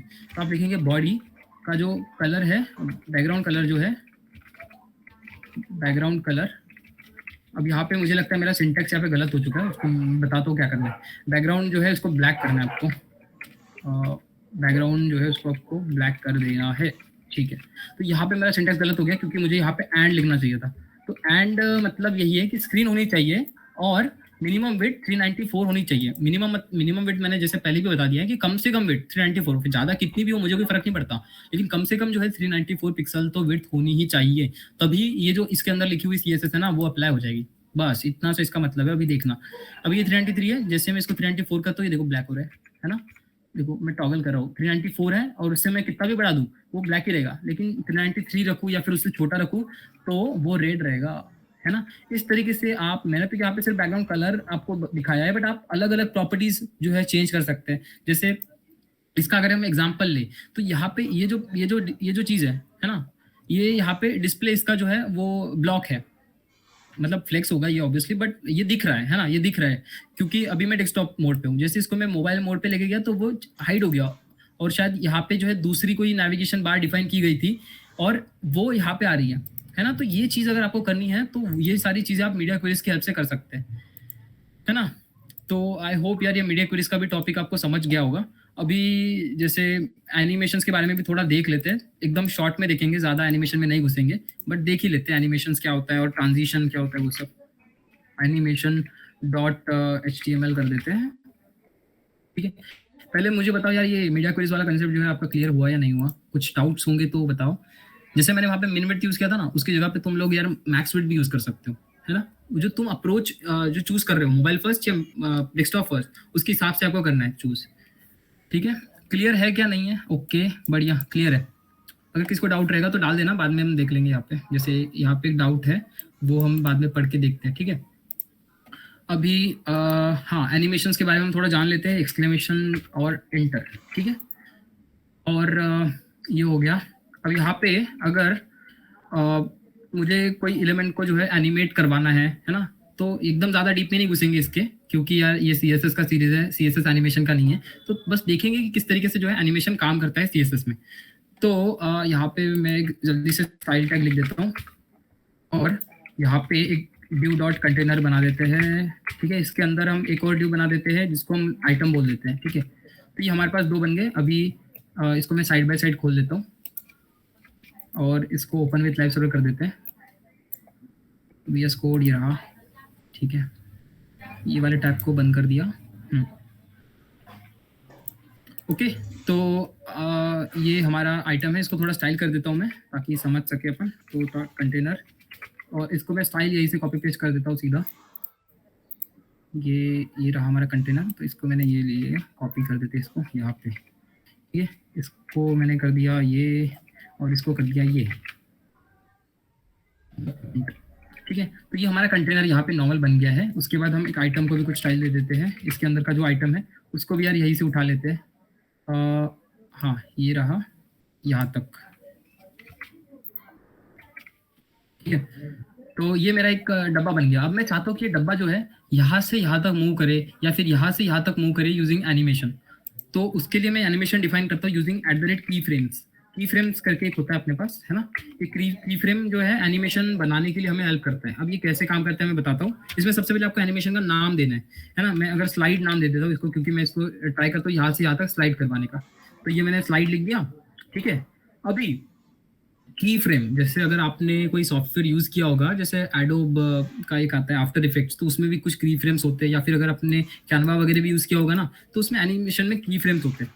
तो की फ्रेम्स मतलब कौन से किस लाइक अगर ड्यूरेशन मेरा 1 सेकंड है तो 1 सेकंड में तो मतलब 1000 मिली सेकंड होते हैं। तो कौन से मिली सेकंड पे क्या चीज होनी चाहिए वो चीज आप बता सकते हैं, या फिर उस पूरे ड्यूरेशन को ना परसेंटेज में डिवाइड कर सकते हैं। 1 सेकंड के अगर ड्यूरेशन है तो उसको आप परसेंटेज में डिवाइड कर सकते हैं, है ना। 50% जो होगा वो आपके 500 मिली सेकंड हो जाएंगे, ठीक है। तो मैं चाहता हूँ 0% हो, यानी कि at the beginning of the animation ये जहाँ पे है वहीं पे रहे। एक काम करते हैं ना, इसको पोजीशन एब्सोल्यूट कर देते हैं इसको, है ना। पोजीशन इसको एब्सोल्यूट कर देते हैं, पोजीशन एब्सोल्यूट करते हैं, और ये जो कंटेनर है उसको रिलेटिव कर देते हैं, ताकि उस कंटेनर के रिलेटिव हम इसको मूव कर पाए, है ना। ये जो कंटेनर है इसके रिलेटिव हम इसको मूव करेंगे एनिमेट करके, ट्राई करते हैं। तो ये 0% पे ये इसका जो लेफ्ट है, लेफ्ट जो है इसका 0 रहे, है ना। जो 0% है तो ये इसका लेफ्ट 0 रहे, और जब 100% हो जाए एनिमेशन मेरा, तो इसका जो बेसिकली राइट है वो 0 हो जाए ना। राइट 0 होने से क्या हो जाएगा, मैं दिखा देता हूँ यहाँ पे राइट 0 करके, वो उधर जाके चिपक जाएगा। ये चिपक गया, ओके। तो ये जो है राइट इसका यहाँ पे आ जाए, है ना, यहाँ से यहाँ तक मूव कर जाए। तो ये चीज मैं चाहता हूँ। तो ये चीज हम एनिमेशन की हेल्प से करने की कोशिश करते हैं। अभी मैंने ये एक एनिमेशन मेरा बन चुका है, ये मेरा एक एनिमेशन बन चुका है। अभी मैं इसको यूज करूंगा। एनिमेशन करके एक प्रॉपर्टी होती है, ये देखो ये लंबी चौड़ी प्रॉपर्टी आ गई, ये शॉर्टन प्रॉपर्टी है। आपको अगर यही सेम चीजें अलग अलग दिखानी है तो आप अलग अलग भी दिखा सकते हैं। नेम मतलब एनिमेशन का क्या नेम है वो बताना है। ड्यूरेशन मतलब एनिमेशन का ड्यूरेशन क्या होगा, 2 सेकंड, 3 सेकंड, 1 सेकंड, जो भी है। टाइमिंग फंक्शन मतलब किस तरीके से होना चाहिए, जैसे फेड इन होना चाहिए, फेड आउट होना चाहिए, लीनियर होना चाहिए, है ये सारी चीजें। डिले मतलब आपने 1 सेकंड तो डिफाइन कर दिया, लेकिन एनिमेशन कितने देर के बाद स्टार्ट होना चाहिए, जब पेज लोड हो जाए, है ना। मैं चाहता हूँ कि पेज लोड हो जाने के बाद में, पूरा कंप्लीटली लोड हो जाने के बाद में 1 सेकंड के बाद में एनिमेशन स्टार्ट हो, तो वो चीज मैं कर सकता हूँ डिले की हेल्प से। उसके बाद इटरेशन काउंट, मतलब कितने बार आपको ये एनिमेशन चलाना है ना, 1 बार 2 बार या फिर इनफाइनाइट बार चलाना है, तो वो सब कर सकते हैं आप इटरेशन काउंट की हेल्प से। फिर डायरेक्शन, डायरेक्शन मतलब अगर आपने इटरेशन काउंट 1 रखा है ना, तो 1 रखने के बाद क्या होगा कि अगर आपका एनिमेशन कंप्लीट हो जाता है ना, तो जो आपने 0% में डिफाइन की हुई पोजीशन है, तो वो आइटम जो है अपने पोजीशन में आके वापस से सेट हो जाता है, अगर आपने इटरेशन काउंट 1 रखा है तो। लेकिन आप चाहते हैं कि यार एनिमेशन कंप्लीट हो जाने के बाद में जो उसकी फाइनल पोजीशन है वो आइटम वहीं पे रुक जाए, तो उसके लिए आप इटरेशन काउंट को फॉरवर्ड्स रख सकते हैं, और बहुत सारी इसमें प्रॉपर्टीज होती हैं। उसके बाद डायरेक्शन में आप फॉरवर्ड बैकवर्ड दे सकते हैं, मतलब रिवर्स होना चाहिए या फॉरवर्ड होना चाहिए। फिल मोड के बारे में अल्टरनेट, बैकवर्ड, ये सब होता है, इसके बारे में तो मुझे भी ज़्यादा आइडिया नहीं है, बट यहाँ पे फिल मोड होता है, ठीक है। अभी एक एक करके यहाँ पे देख लेते हैं। एनिमेशन का नाम मैं इंडिविजुअली लगाऊंगा, प्रॉपर्टीज, एनिमेशन नेम लगाते हैं स्लाइड, ठीक है। उसके बाद एनिमेशन टाइम फंक्शन लीनियर चाहिए मुझे, तो लीनियर दे दिया। उसके बाद एनिमेशन डिले नहीं चाहिए मुझे, ड्यूरेशन चाहिए, ड्यूरेशन मुझे 1 सेकंड का चाहिए। तो देखते हैं अभी कुछ हो भी रहा है या नहीं हो रहा है। हाँ ये, तो इसको मैंने, ये देखो बहुत फास्ट जा रहा है ना, तब देखो यहाँ पे ये फ्लिप हो रहा है, यहाँ पे था पहले, यहाँ पे आ रहा है, तो एनिमेशन ड्यूरेशन मैंने 1 सेकंड तो दे दिया है, फिर तो ऐसा नहीं होना चाहिए था। इसको 0.5 सेकंड करके देखते हैं। फिर भी ये जो है काफ़ी ज़्यादा फास्ट जा रहा है, मुझे लगता है हमें, क्योंकि हमने यहाँ पे 2 डिफरेंट प्रॉपर्टीज चेंज किए ना, लेफ्ट और राइट, तो ये इसलिए हो रहा होगा। हमें कोई भी एक ही प्रॉपर्टी चेंज करनी होगी, जैसे मैं इसको अगर 50 या फिर इसको फॉर एग्जांपल 90% दे देते हैं, देखते हैं क्या होता है। अभी जो है ये, हाँ अभी देखो, अभी तो ये किया था स्लाइड, इसको 1 सेकंड करके देखते हैं। ये यहाँ से मूव हो रहा है, लेफ्ट 0 पिक्सल करना पड़ेगा इसको,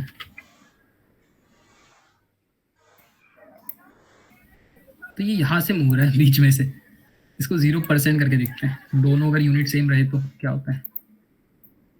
फिर भी ये जो है ये बीच से ही मूव कर रहा है। इस पे एक और दूसरी प्रॉपर्टी लगा के देख सकते हैं अपन, एब्सोल्यूट अगर नहीं करना है तो ट्रांसलेट करके प्रॉपर्टी होती है, वो भी देख सकते हैं। बट ये एनिमेट तो हो रहा है भाई, बस बीच में से हो रहा है, शायद ये वाला जो एरिया है ना बहुत फास्ट हो जा रहा है, ऐसा कुछ हो रहा है। इसमें ईज इन ईज आउट भी होता है कुछ, देखते हैं इनको ट्राई करके। ये हाँ अभी देखो, ये अभी थोड़ा दिख रहा था, यहाँ से काफ़ी ज़्यादा फास्ट हो रहा है। ईज इन जो है काफ़ी ज़्यादा स्टार्टिंग में फास्ट हो जाता है, फिर बाद में स्लो। ईज आउट करते हैं,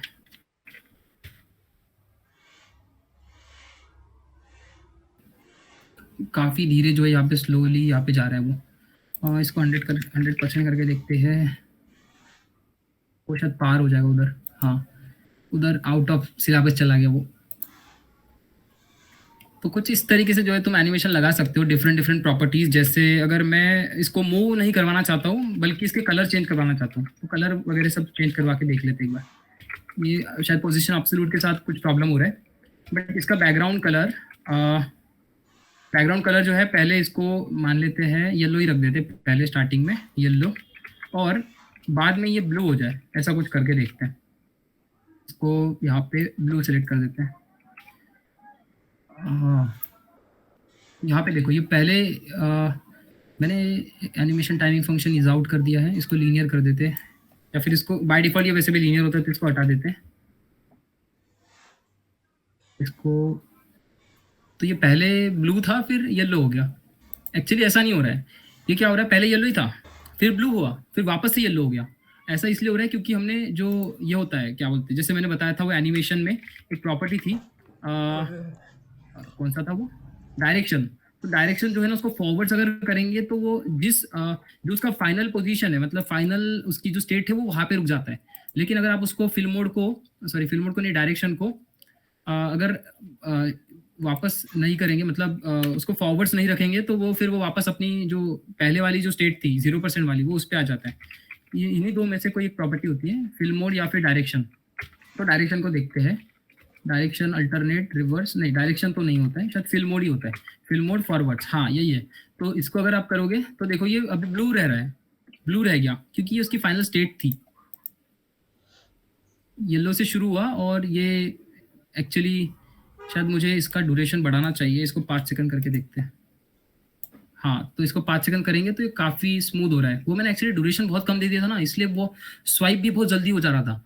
अभी देखो मैंने इसका ड्यूरेशन थोड़ा बढ़ा दिया तो ये येलो से फिर ब्लू हो जा रहा है ना, एकदम ट्रांजिशन के साथ में।